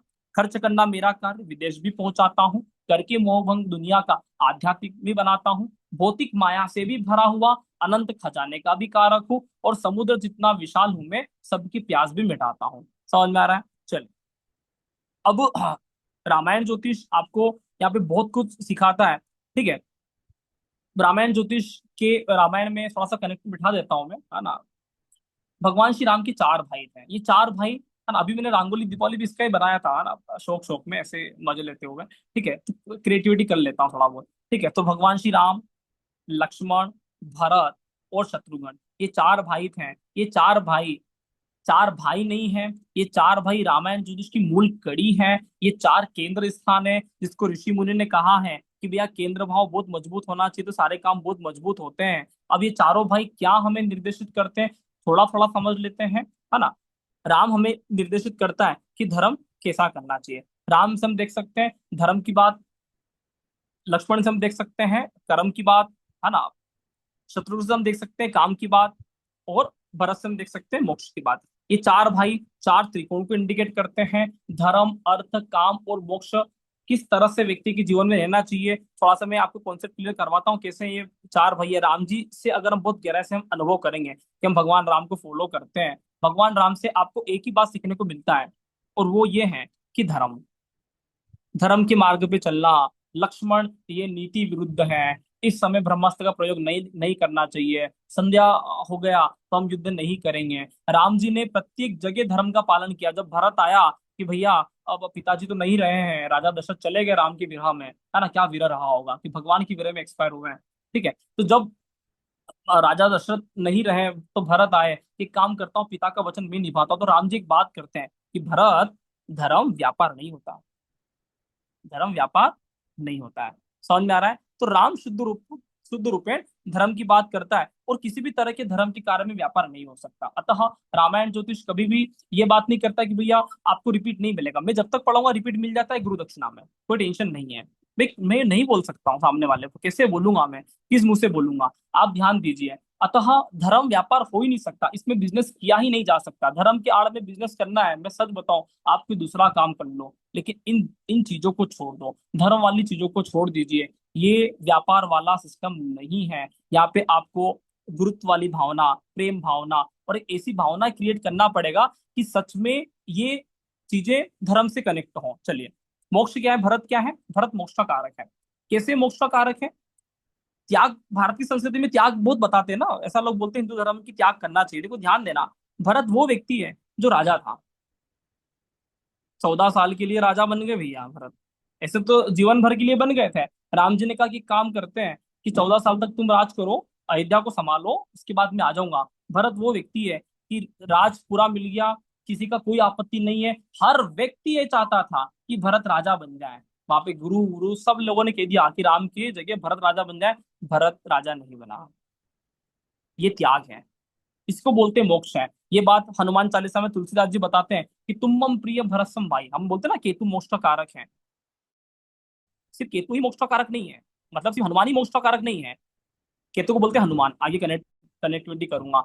भरत भी मोक्ष का कारक है कि तुम मम प्रिय भरतसम भाई, तुम मुझे भरत के समान प्रिय भाई हो, लक्ष्मण के समान प्रिय भाई नहीं बोले। एक तथ्य ध्यान रखना, तुलसीदास जी बहुत विरले व्यक्ति हैं, उन्होंने बोला तुम मम प्रिय भरतसम भाई, तुम मुझे भरत के समान प्रिय हो, ऐसा राम जी हनुमान जी को गले लगाकर बोलते हैं। इसका मतलब राम और भरत में, दोनों में एक तरह का तत्व बहता है। और दोनों में क्या तत्व बहता है? सेक्रीफाइस का, मोक्ष का, समर्पण का। ध्यान देना, ऐसा नहीं कि लक्ष्मण और शत्रुघ्न में समर्पण नहीं था, भरत के अंदर हनुमान वाले गुण प्रॉपर थे।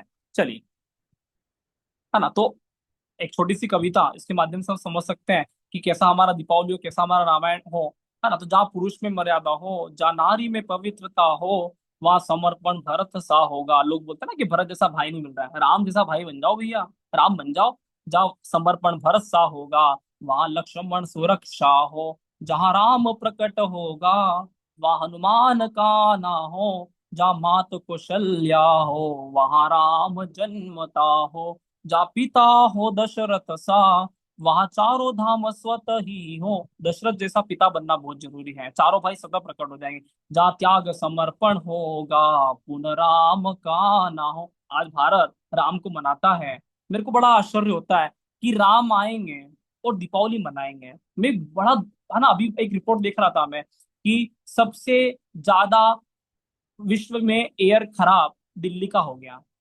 मतलब बड़ा आश्चर्य है, दीपावली के दिन हमने सबसे ज्यादा हवा खराब कर दिया। मतलब हम ये कहना चाहते हैं कि जब राम का आना हो तो तो प्रदूषण फैलाना हो? नहीं यार, राम ऐसा व्यक्ति नहीं है ना। लोगों को बुरा लगता है, लेकिन राम ऐसा व्यक्ति नहीं है। राम आगमन में हम वो वाला चमत्कार कर दे पूरे भारत में कि हमारे भारत के राजधानी की हवा पूरे विश्व में उस दिन सबसे खराब हो गई थी। ये हमारे लिए तमाचा है राम आगमन पे। आप बात को ध्यान लगाना, राम वो व्यक्ति नहीं है जो हवा खराब कर दे। राम वो व्यक्ति है जो आपको जीवन दे दे, जो आपकी जीवन जीने की कला सिखा दे। दीपक लगाइए घी के, घी महंगा है तो तेल के लगा लो, कर्पूर के लगा लो। कर्पूर हवा शुद्ध करता है, और आपके पटाखे हवा खराब करते हैं। बुरा लगे तो लगे, पटाखा जलाना भारत के सनातन संस्कृति के खिलाफ, ये राम के कल्चर के खिलाफ। राम आए थे उस समय अयोध्या वासियों ने दीपक लगाए थे, कर्पूर के, घी के दीपक लगाए थे।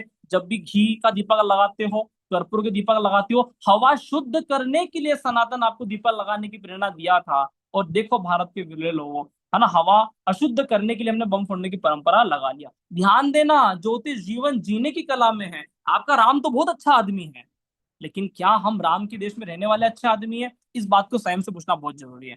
चलिए, रामायण ज्योतिष, है ना, अद्भुत ज्योतिष है, बहुत बढ़िया, आपको सीखने को मिलने वाला है। तो रामायण ज्योतिष 4 युग की बातें करता है।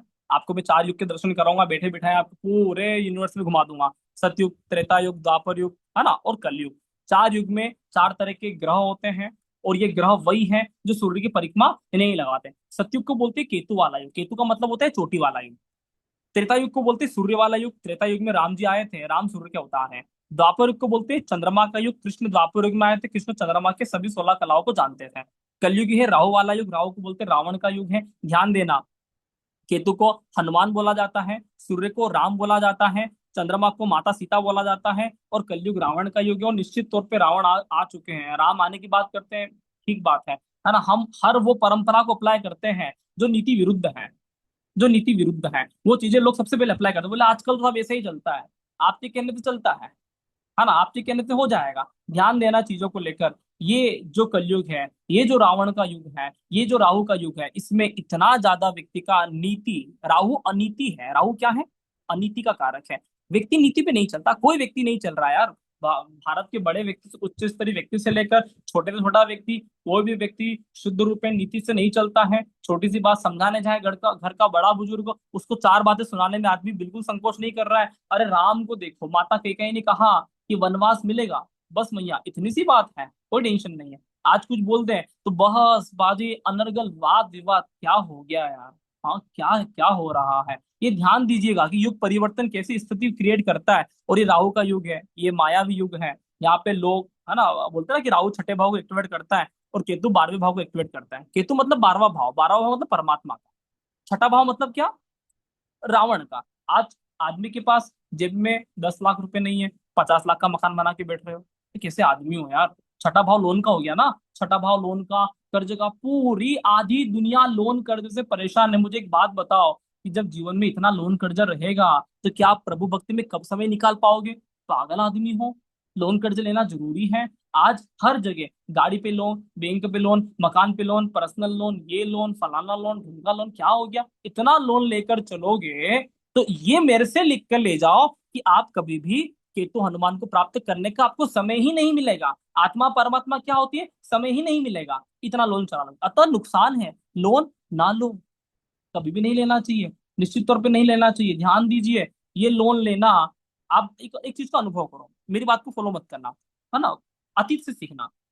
गौतम बुद्ध हुए, भगवान श्री राम हुए, भगवान श्री कृष्ण हुए, सारे लोग पैसे वाले थे। पैसे वाले पता है क्या थे?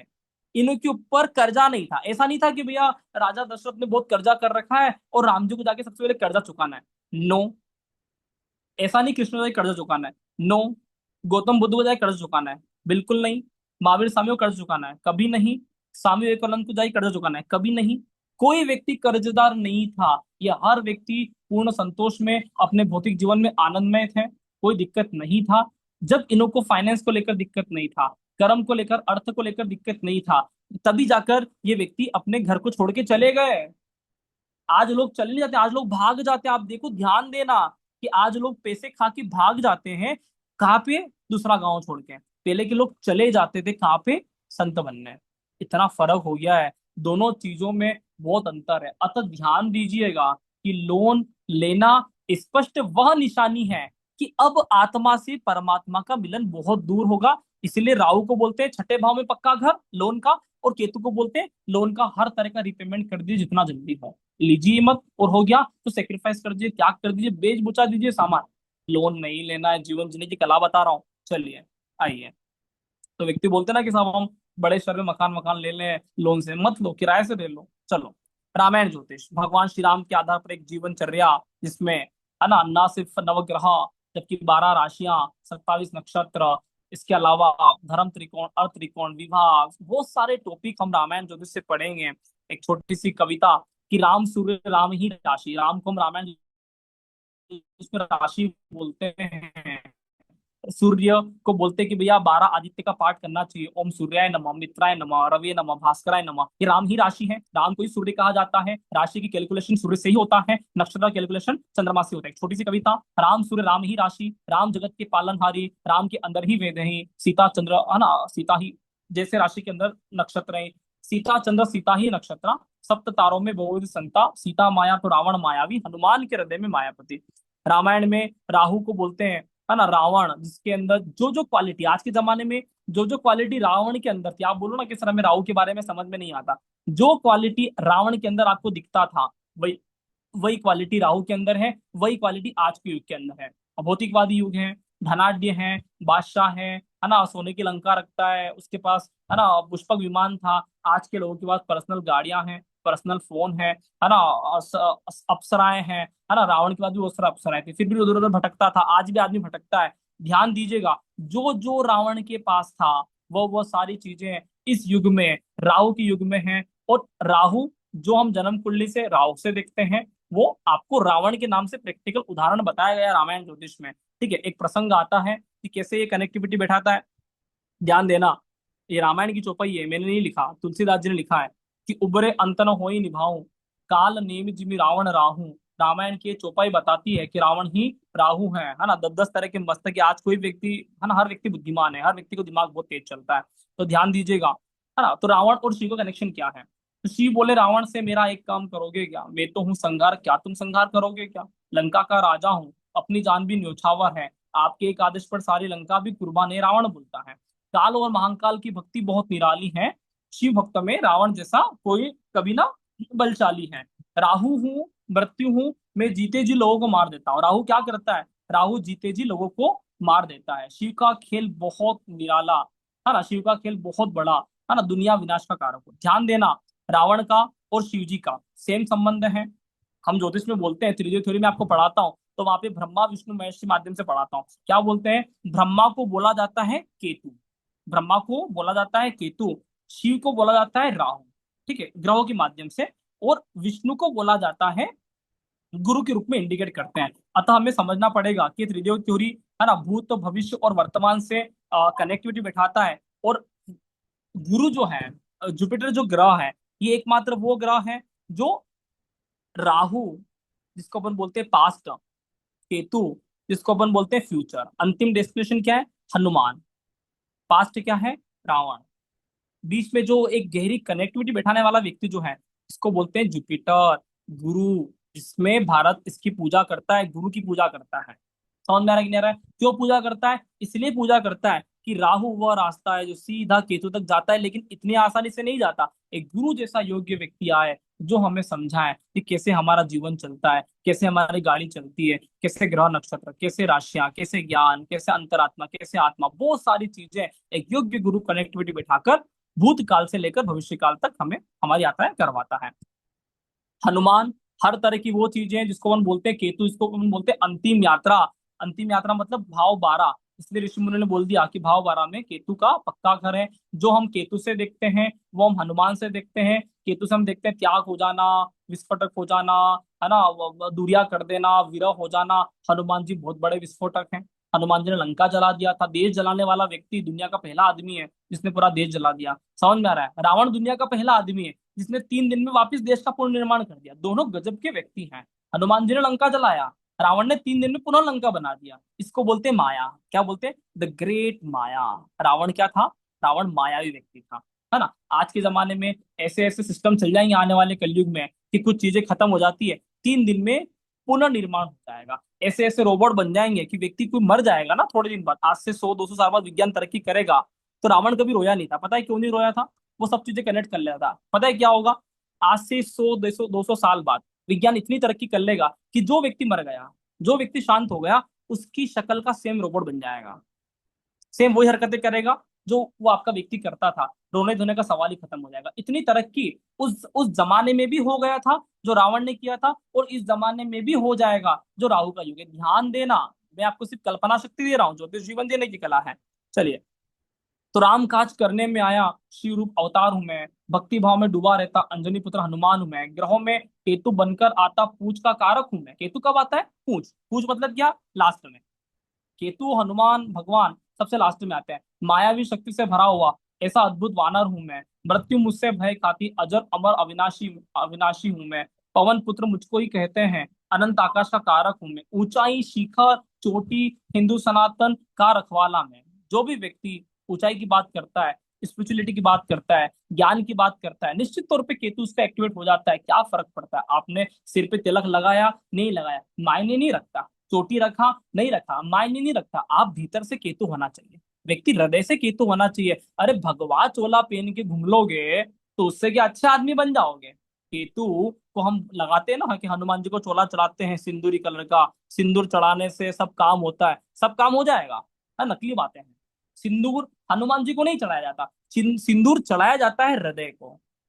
तो केतु क्या है? केतु हृदय है। राहु क्या है? राहु बुद्धि है। ध्यान देना, मैं नहीं बोल रहा हूँ, रामायण बोल रही है कि रावण के पास 10-10 बुद्धि था और हनुमान जी ने सीना फाड़ के बताया था। तो हृदय का कारक केतु है। अगर सच में सिंदूर लगाना हो तो हृदय पे लगाए। हे भगवान, इतना सामर्थ्यवान बनाए, इतना अमीर बनाए कि किसी व्यक्ति में हमें कमी ना दिखे। ऐसा सिंदूर जीवन में लग जाए कि हर व्यक्ति अद्भुत व्यक्ति है, परमात्मा व्यक्ति है। ये सिंदूर लग जाए जीवन में, क्या बात है! उसी दिन हनुमान की प्राप्ति हुआ। एक भी दिन हनुमान की प्राप्ति नहीं हो सकता। आप मेरे से लिखित में ले जाओ कितने सिंदूर चढ़ाए, नहीं होगा प्राप्ति। जिस दिन हृदय पे सिंदूर लग गया और एक मन में आ गया कि आहा, प्रत्येक व्यक्ति के अंदर राम है, कोई किसी में हमें कमी नजर नहीं आता है, सब कुछ बहुत बढ़िया हो रहा है, वह दिन हनुमान आपके हृदय में वास करेगा। कोई फर्क नहीं पड़ता यार कि आप शर्ट पहन पहन के बैठे हो कि आप, है ना, भगवा वस्त्र पहन के बैठे, कोई फर्क ही नहीं पड़ता। हृदय भगवा होना चाहिए।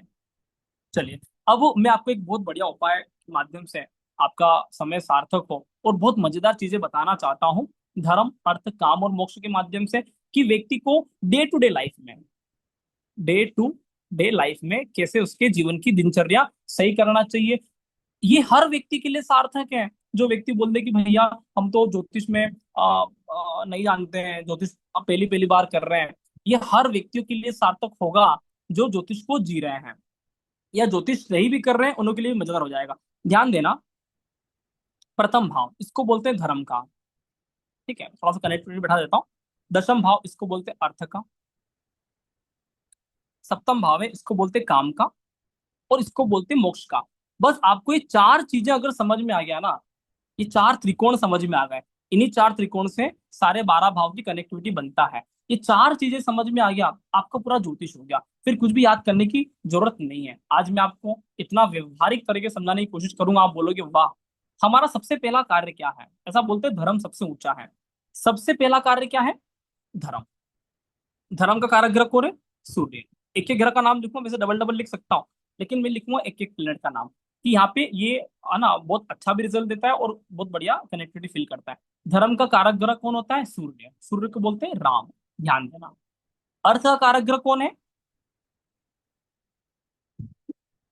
कर्म का। ठीक है, दशम भाव में कौन सा ग्रह सबसे मजबूत रिजल्ट देता है? दशम भाव मंगल। मंगल मतलब आग है आपके हृदय के अंदर की, अब ये कर लेंगे वो कर लेंगे, हर तरह की आग होना, तो आप पैसा कमाओगे। अगर हृदय में आग नहीं है फिर क्या पैसा कमाओगे? सुस्त आदमी पैसा नहीं कमाता है। काम का कारक ग्रह क्या है? शनि। ठीक है। और मोक्ष का कारक ग्रह कौन है? चंद्रमा। ध्यान देना।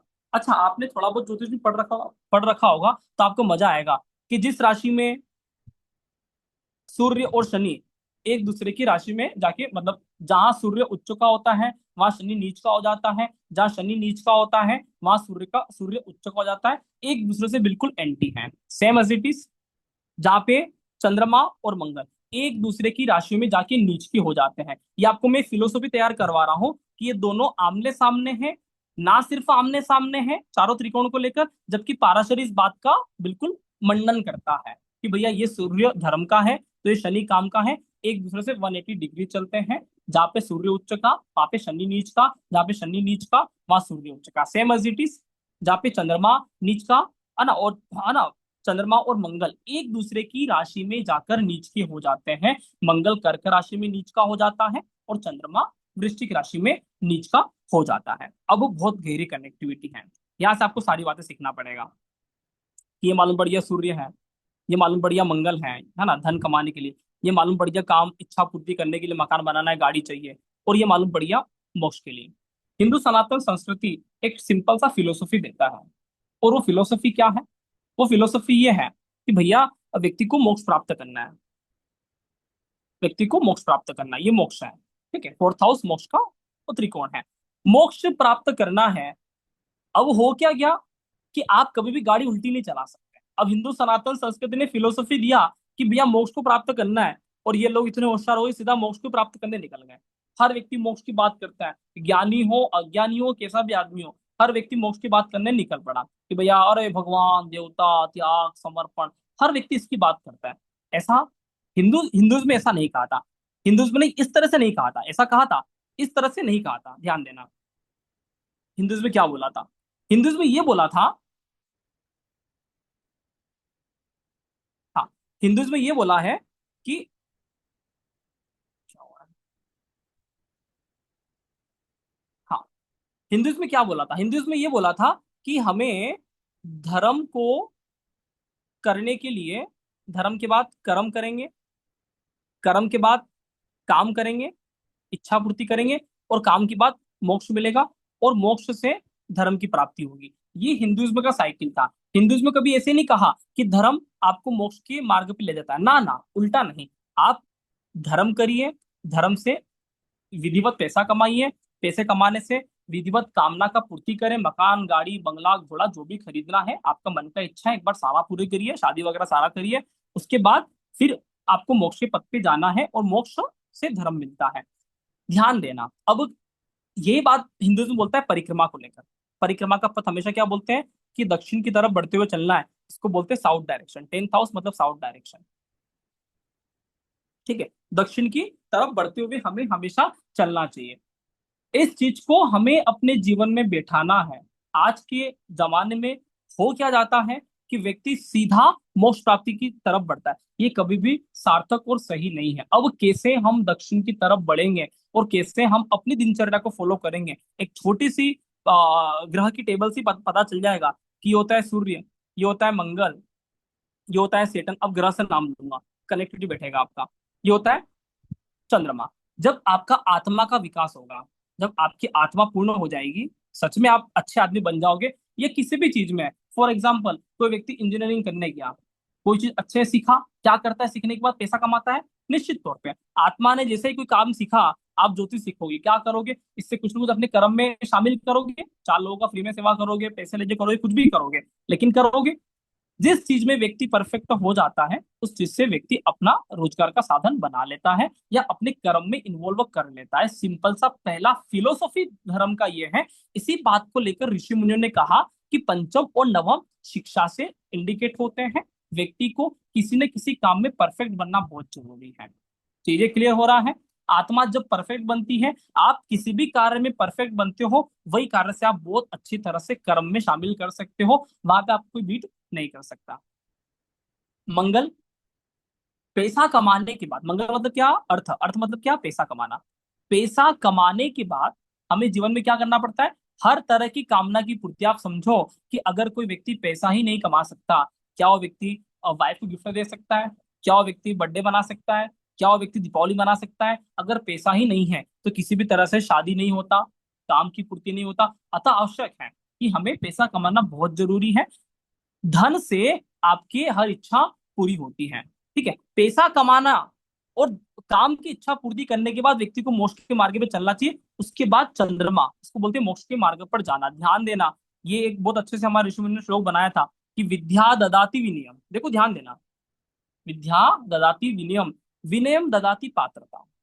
विद्या विनय देती है, सबसे पहले आपको एजुकेशन होना चाहिए, इसको बोलते हैं धर्म। विनय पात्र देती है, पात्र का अर्थ होता है कि आप उस तरह की पात्रता रखें, उस तरह का करियर आपका डिजाइन हो जाए कि लोग बोलते कि अरे ये व्यक्ति इस चीज में मास्टर है, आप इसके यहाँ से ही गुलाब जामुन खरीदे, बहुत बढ़िया बनाता है, आप इसके यहाँ से ही सामान खरीदे, बहुत अच्छा व्यक्ति है। विद्या ददाति विनयम, विनयम ददाति पात्रताम, पात्रताम धनात्मोति। पात्र से आपको धन का मिलता है और धन से हर तरह की सुख मिलता है। धनात् धर्म तत् सुखम, ध्यान देना, पात्र से धन मिलता है, धन से सुख मिलते हैं। ये बात मैं नहीं बोल रहा हूँ, ये बात ऋषि मुनि बोलते हैं। अब करना क्या, कई सारे लोगों को ज्योतिष आता है लेकिन जीना नहीं आता कि सर ग्रहों के माध्यम से कैसे जिए, बहुत गहराई से अनुभव करें। ये समय होता है सुबह का, ये समय होता है दिन का, बहुत सिंपल बता रहा हूँ, ये समय होता है शाम का, ये समय होता है रात का। ठीक है, चीजें क्लियर हो गया। चार ग्रह हैं, चार आपके केंद्र हैं, ये मजबूत होना चाहिए। ये समय होता है सुबह का। आपका सूर्य तब तक अच्छा नहीं हो सकता जब तक आपकी गुड मॉर्निंग अच्छे ना हो। कोई व्यक्ति आपसे सुबह सुबह प्रेम से बात करे, है ना, हंसते हुए बात करे, तो निश्चित तौर पे सुबह बहुत अच्छा हो जाता है। सुबह जब तक अच्छा नहीं हो सकता जब तक हमारी गुड मॉर्निंग अच्छे से ना हो। हम सुबह सुबह उठ के कोई गलत काम कर लें या कोई व्यक्ति हमें परेशान कर दे, दिन भर खराब होता है। ध्यान देना, दिन को क्या करना चाहिए, दिन को काम करना चाहिए। कई सारे लोग क्या करते हैं, दिन को काम नहीं करते, इधर की बातें उधर करते हैं, पंचायती करते हैं, चुगली करते हैं। मैं समझता हूँ दिन इसलिए बनता है कि यहाँ पे आप सारा हार्ड वर्क, मेहनत, कठोर परिश्रम करें और इधर उधर की बातें ना करें। ऋषि मुनि बोलते हैं कि मंगल और बुध दुश्मन होता है। इधर उधर की बातों में दिन को कभी टाइम वेस्ट नहीं करना है। यहाँ की बात वहां, वहां की बात यहाँ, दोस्तों को जाके कहानी सुना रहे हो, उनसे जाके कहानी सुन रहे हो, नहीं। आप यहाँ पे सिर्फ मेहनत करें, काम करें। जीवन जीवन के दिनचर्या में दिन को सही बनाना बहुत जरूरी है। उसके बाद शाम का अर्थ होता है शनि का। शनि का अर्थ होता है ना, सामाजिक प्रतिक्रिया, लोगों से मिले जुले, है ना, पति पत्नी है, माता पिता है, शाम के साथ सामूहिक रूप से भोजन वगैरह करें, है ना, क्राउड के साथ। शनि को बोलते हैं कि भैया लोगों में, समाज में मिलना जुलना, निकलना, हाय हेलो करना, इवनिंग वॉक करना, आदि आदि। शनि, शनि का अर्थ होता है शाम का समय। अगर हमने शाम का समय किसी भी तरह से मिलनसार में नहीं बिताया, तो भारत में एक अच्छा कल्चर होता था कि शाम के समय देवालय में जाएंगे, आरती करेंगे, लोग इतने समझदार आदमी हैं, संध्या आरती करेंगे। संध्या आरती एक सीधा सा शनि का रेमेडीज है। जो बोले कि हमें शनि समझ में नहीं आता, संध्या आरती अपने घर में मत करो, मंदिर में चले जाओ एक बार, आपको अनुभव अलग होगा। आप बोलोगे कि वहां पे 30-40 लोगों से, 50 लोगों से मिलना हुआ, जैसे ही लोगों से मिलना हुआ शनि सुधर गया, जैसे ही लोगों से मिलना हुआ शनि सुधर गया। सुबह की आरती हमें घर में करना चाहिए, स्वयं से करना चाहिए, ईश्वर से आप मिलें, सुबह की आरती खुद करें, शाम की आरती मंदिर में करें, ध्यान देना। लास्ट क्या आता है? चंद्रमा, है ना, मोक्ष। ठीक है, इसको बोलते हैं गुड नाइट।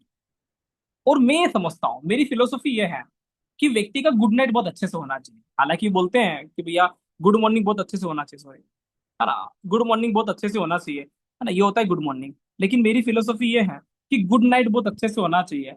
कभी भी जीवन में रात को बहुत अच्छे से कनेक्टिविटी बिठाएं। आप जिस भी व्यक्ति के साथ है, क्योंकि रात में किसको साथ रहते हैं, अपने प्रियजन के पास ही व्यक्ति रहेगा रात को। चंद्रमा मतलब पत्नी के पास, पति के पास, ठीक है ना, माता पिता के पास, फैमिली के पास ही व्यक्ति रात को रहता है, बच्चों के पास, देखो ध्यान देना, प्रियजन के पास ही व्यक्ति रात को रहता है।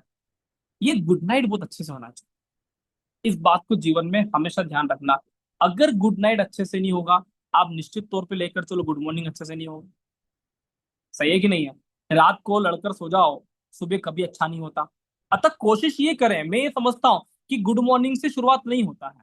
मैं ये समझता हूँ कि शुरुआत हमेशा गुड नाइट से होता है, कि रात का समय कैसा था, रात को क्या किया गया, रात को प्रेम से, शांति से, माफ करके, प्रेम भाव से कनेक्टिविटी बैठाया, तो निश्चित तौर पे गुड मॉर्निंग अच्छा रहेगा। गुड मॉर्निंग अच्छा रहेगा तो आपका आफ्टरनून अच्छा रहेगा, ये अच्छा रहेगा तो आपका इवनिंग अच्छा रहेगा, और इवनिंग अच्छा रहेगा तो शाम अच्छा रहेगा। बहुत गहराई से समझने का विषय है कि हम जीवन में कितने ही उदास हो जाएं, कितने ही जीवन में कुछ भी हादसे हो जाएं, रात को सूर्यास्त होता है, सूर्यास्त आपको यही बताता है माफ कर दो, हर सब व्यक्ति को माफ कर दो, खासकर अपने प्रियजनों को तो माफ कर ही दो। चंद्रमा, प्रत्येक प्रियजनों को माफ कर दो जिसको आप कभी दुखी नहीं देखना चाहते, निश्चित तौर पे माफ करके सोएं। और बिल्कुल हंस के प्रेम भाव से आपको अच्छे से सोना चाहिए। जैसे ये होगा, आप देखिए प्रातःकाल आपका गुड मॉर्निंग ज्यादा बेटर हो। और ये बात मैं नहीं बोलता हूँ, शायद हमारे ऋषि मुनियों ने बहुत गहराई से चीजों को समझा होगा। और जब बात आया कंपैरिजन में कि सूर्य बड़ा कि चंद्रमा बड़ा, फिर बात सारा फेल कर दिया, बोले चंद्रमा बड़ा। हर जगह पूजा करने में चंद्रमा बड़ा, ज्ञान में चंद्रमा बड़ा, दर्शन में चंद्रमा बड़ा, है ना, तीज त्योहार में चंद्रमा बड़ा, तिथि अमावस्या।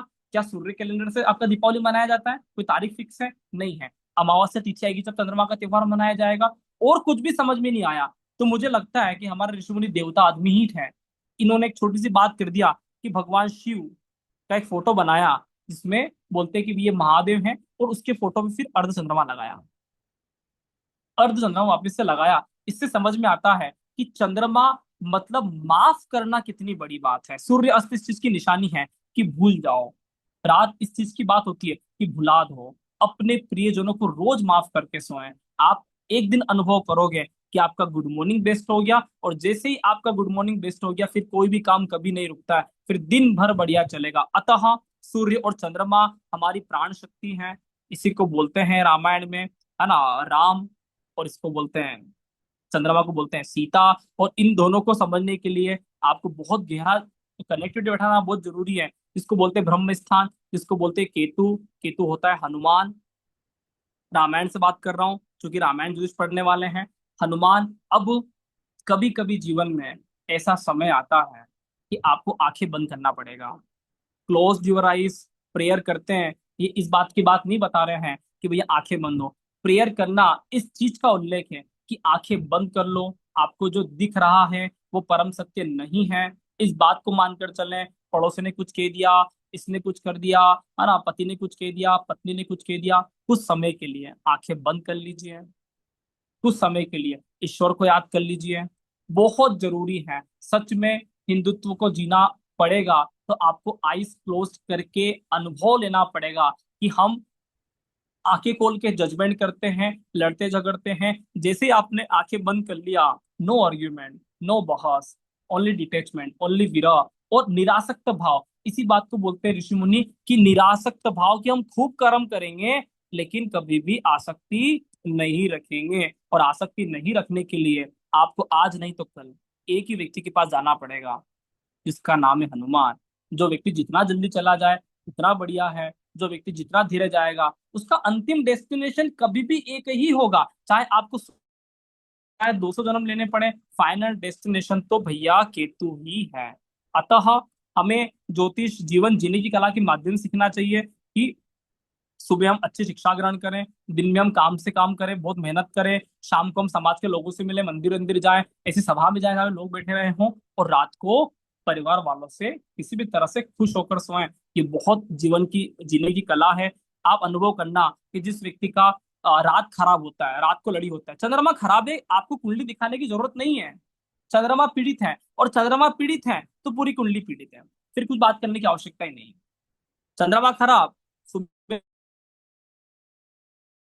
खराब, सुबह खराब, दिन खराब, दिन खराब, शाम खराब, शाम खराब, घर में आके फिर लोग रात खराब, सुखी नहीं है।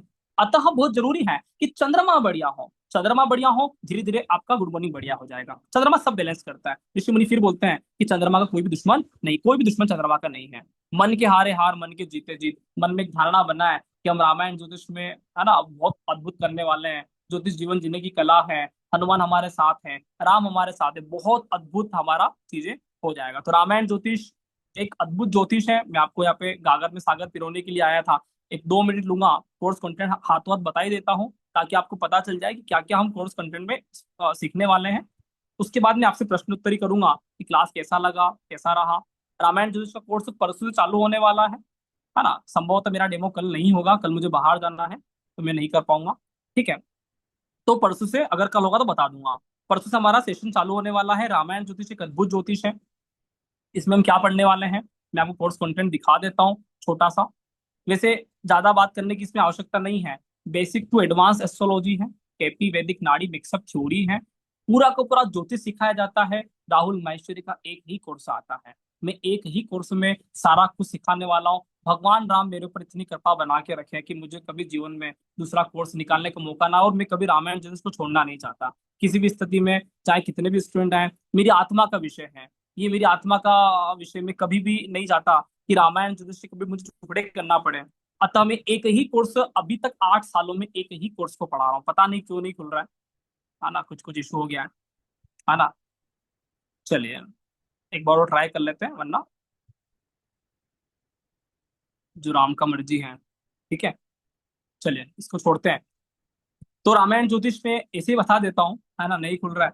तो बेसिक टू एडवांस है, 100 दिनों का कोर्स है ना। 3 साढ़े 3 महीने पढ़ लेते हैं, सारा कुछ सिखाएंगे। एक भी एस्ट्रोलॉजी का वो सूत्र नहीं है जो आप बोलो और हम ना सिखाएं, सारे ही सिखा देंगे। मोटे तौर पे हम पाराशरी कवर करते हैं, पाराशरी का बेस कवर करते हैं, कृष्णमूर्ति पद्धति, सिग्निफिकेटर, सूचक, कॉम्बिनेशन कवर करते हैं, गोचर, ग्रह, अंतरदशा, महादशा, हर तरह की चीजें हैं। ठीक है, जिसमें हम ज्योतिष सीखते हैं। और अब जो बोलता है ना कि हमें सुंदर ज्योतिष सीखना है, उसमें कुछ भी नहीं आता। मैं चाहता हूँ कुछ भी नहीं आता है, फिर भी व्यक्ति को ज्योतिष आ जाए, पूरा का पूरा बेस बना के, और सारा खुद ज्योतिष आए, एस्ट्रो वास्तु रेमेडीज तक हमारा होता है। यंत्र मंत्र तंत्र क्या क्या व्यक्ति को करना है जीवन में, हर तरह की चीजें, घटना का दिन, टाइमिंग ऑफ इवेंट, कब क्या होगा क्या नहीं होगा, साथ में 180 दिन का फ्री ट्रेनिंग सेशन बोलता हूँ, रहता लाइफ टाइम है। अभी तक सारे स्टूडेंट प्रैक्टिस कर रहे हैं। प्रैक्टिस सेशन हमारा क्लास से भी बढ़िया होता है, खूब सारे लोग प्रैक्टिस में अभ्यास करते हैं। 10-12 कुंडली प्रोडिक्शन एक कुंडली पे आ जाता है, आपको बहुत सीखने को मिलता है। मैं भी वहाँ पे सपोर्ट करता हूँ, तो बहुत अद्भुत सेशन है। आशा है आपको अच्छा लग रहा होगा आज वाला विषय। इसको कुछ भी कहना है, प्रश्न पूछना है, हैंड राइज कर सकते हो। क्लास का फीस क्या है, तो क्लास का फीस है 5,555 रुपया पर मंथ है। आप एक महीना आजमाएं, एक महीने में आपको अच्छा लगता है आप आगे कंटिन्यू करें। टोटल फीस 15,555 है। आप वन टाइम पेमेंट करके भी आ सकते हैं, आप एक बार में भी आ सकते हैं। मेरा नंबर मैं लिख देता हूँ चैट बॉक्स में, है ना, चैट बॉक्स में नंबर लिख देता हूँ मेरा। आप मुझसे बात भी कर सकते हो। वैसे आपको मेरा नंबर मिल ही गया होगा मैसेज में, 7566 722 730। और एक और नंबर है मेरा, है ना, 9009805569। ये दोनों नंबर मेरे हैं, आप इस पे मुझे संपर्क कर सकते हैं। हाँ, कोई प्रश्न है किसी का? रिम्पी गौतम सर, कैसा लगा सेशन? अनम्यूट कर रहा हूँ आपको मैं।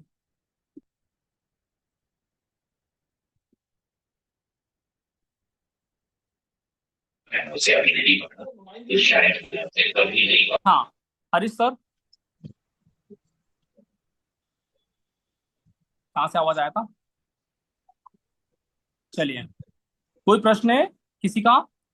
हाँ, Renu Agarwal madam, nice, thank you madam. कोई प्रश्न है? 1990 आपका क्या नाम लिखा हुआ आ रहा है, पता नहीं चल रहा है। हाँ, पांडे सर कुछ कहना चाहते हो? भुवनेश पांडे सर, चलिए। है ना, सेशन हमारा हो चुका है। क्लास हमारा 25 अक्टूबर चालू हो जाएगा। 26 तारीख को मेरा बर्थडे है, बर्थडे के एक दिन पहले क्लास करेंगे। ओके, तो आप सभी का हार्दिक अभिनंदन है, हार्दिक स्वागत है। मैं आप सभी को क्लास का कोर्स कंटेंट भेज दूंगा ग्रुप में।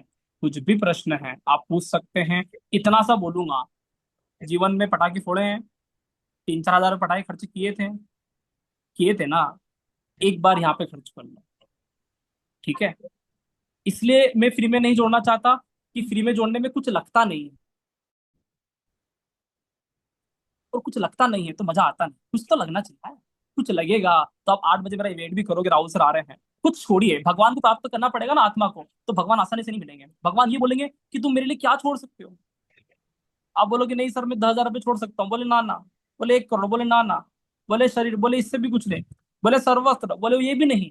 तो एक मैंने अच्छी कहानी सुनी थी कि भगवान को प्राप्त करने के लिए भगवान ने अंतिम स्वरूप में पहले उस व्यक्ति से बोला कि तू सारी चीज छोड़ सकता है, बोले सारा चीज छोड़ दूंगा।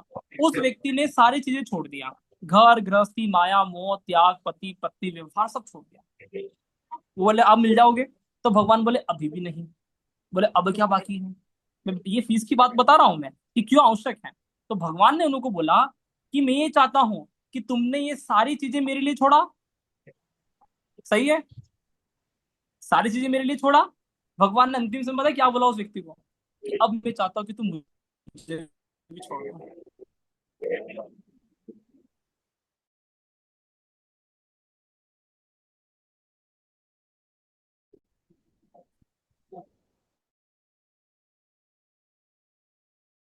भगवान हमारे भी, और अहम ब्रह्मास्मि वाला शब्द ही वहीं से ऋषि मुनियों को निकला कि भगवान बाहर का विषय नहीं है, राम बाहर का आदमी नहीं है, कृष्ण बाहर का आदमी नहीं है, सारे विषयों से छुटकारा दिलवाया।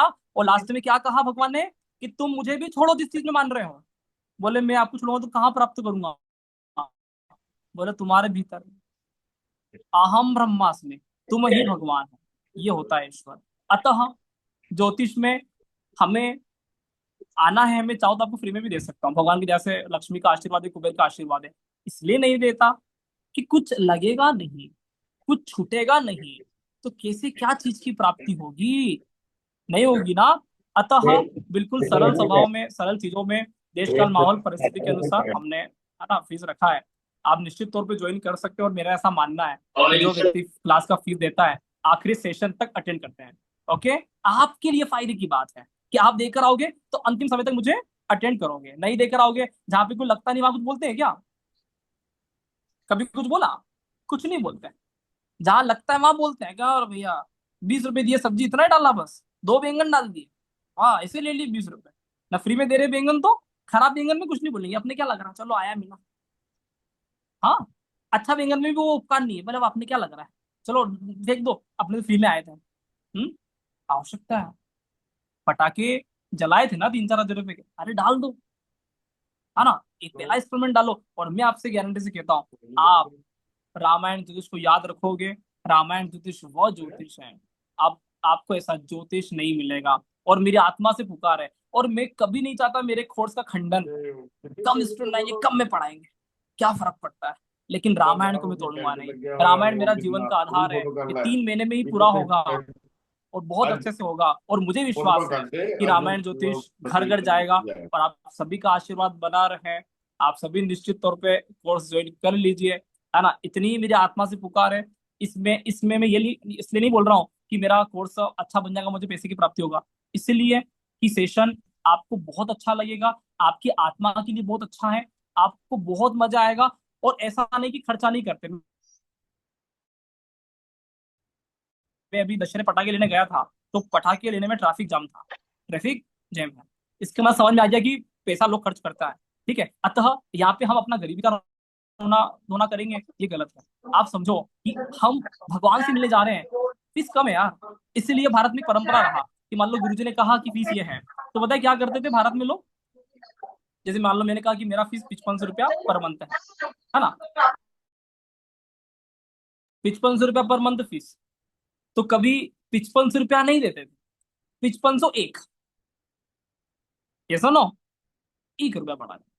मतलब हम कभी भी ये ज्ञान वाली चीजें आप करने आए तो आप 1 रुपया बढ़ा के दीजिए, आपको बहुत सुकून मिलेगा, आपको बहुत अच्छा लगेगा। रामायण ज्योतिष आपके लिए बहुत कुछ करने वाला है। ये फीस भी बहुत नाम मात्र की है, पूरे भारत में 100 दिनों तक पढ़ाने वाला, 55+ सेशन लेने वाला, एक एक 1.5 1.5 2 2 घंटे के सेशन चलते हैं, 20 से ज्यादा पीडीएफ देने वाला। आपको व्यक्ति कोई दूसरा मिल जाए मुझे बता देना, जो कृष्णमूर्ति पद्धति, वैदिक और भृगुनंदी नाड़ी के माध्यम से सारे टॉपिक कवर करता है। नहीं मिल जाए मुझे बताना। ठीक है, तो आ जाइए, आत्मा से पुकारे। आशा है आपको सेशन बहुत अच्छा लगा होगा। इसका कुछ प्रश्न है तो हैंड राइज कर सकते हो। ठीक है, रेणु अग्रवाल मैडम, कुछ पूछना है आपको? है ना, आप अब मन ही मन मुस्कुरा रहे हैं, है ना? ठीक है, रामकिशोर पांडे सर, सर आपको अनम्यूट कर रहा हूँ। हाँ, सर बस अब क्लास का इंतजार है। क्लास का इंतजार है, निश्चित तौर पे हमें भी हाँ आपका जी, इंतजार है। वेटिंग अब वेटिंग सर। आ रहे हैं, परसों आ रहे हैं आपसे मिलने। ठीक है। बस। हाँ, पांडे साहब, रामकृष्ण किशोर पांडे साहब। हाँ, अनम्यूट का ऑप्शन आता है वहां पे। हाँ, नमस्ते सर। जय श्री राम सर, कैसे हैं जय आप? श्री राम। आपके बहुत नाम में राम बहुत है और अच्छा, किशोर भी बहुत है। अच्छी क्लास है सर। बहुत बहुत धन्यवाद सर। बहुत बहुत शुक्रिया सर। मैं कह रहा हूँ आपके नाम में राम और कृष्ण दोनों हैं, है ना? तो जी जी, आप अद्भुत व्यक्ति हैं, है ना? अद्भुत नाम रखा है आपके पेरेंट्स ने। आपकी तो कृपा है भाई सर। हाँ, बिल्कुल। चलिए, अच्छी बात है। मंजित कौर मैडम, कैसे हैं आप? अनम्यूट करिए, अनम्यूट करोगे सुनाई देगा। हाँ जी मैम। कैसे हो? नमस्ते सर जी। नमस्कार मैम, जय श्री राम। है ना? जय श्री राम, जय श्री राम। कैसे हो? मैं अच्छा हूँ, आपको बेस्ट 23 में जोड़ दिया गया है, स्वागत है आपका। ठीक है, मिलते वेल, हैं, परसों से क्लास चालू हो रहा है। हाँ, अच्छा जी। ठीक है। Thank you, thank you, thank you, okay, thank you बेटा। चलिए, बहुत अच्छी बात है। तो कुछ भी प्रश्न है, मेरे नंबर यहाँ पे मैंने चैट बॉक्स में डाल दिए हैं, है ना? मैं उठा लूंगा फोन, आप लगाओगे तो या व्हाट्सअप करोगे तो भी मैसेज का रिप्लाई मिल जाएगा। तो मिलते हैं, आज के लिए इतना ही है। बहुत बहुत धन्यवाद। नमस्कार। जय जय श्री राम।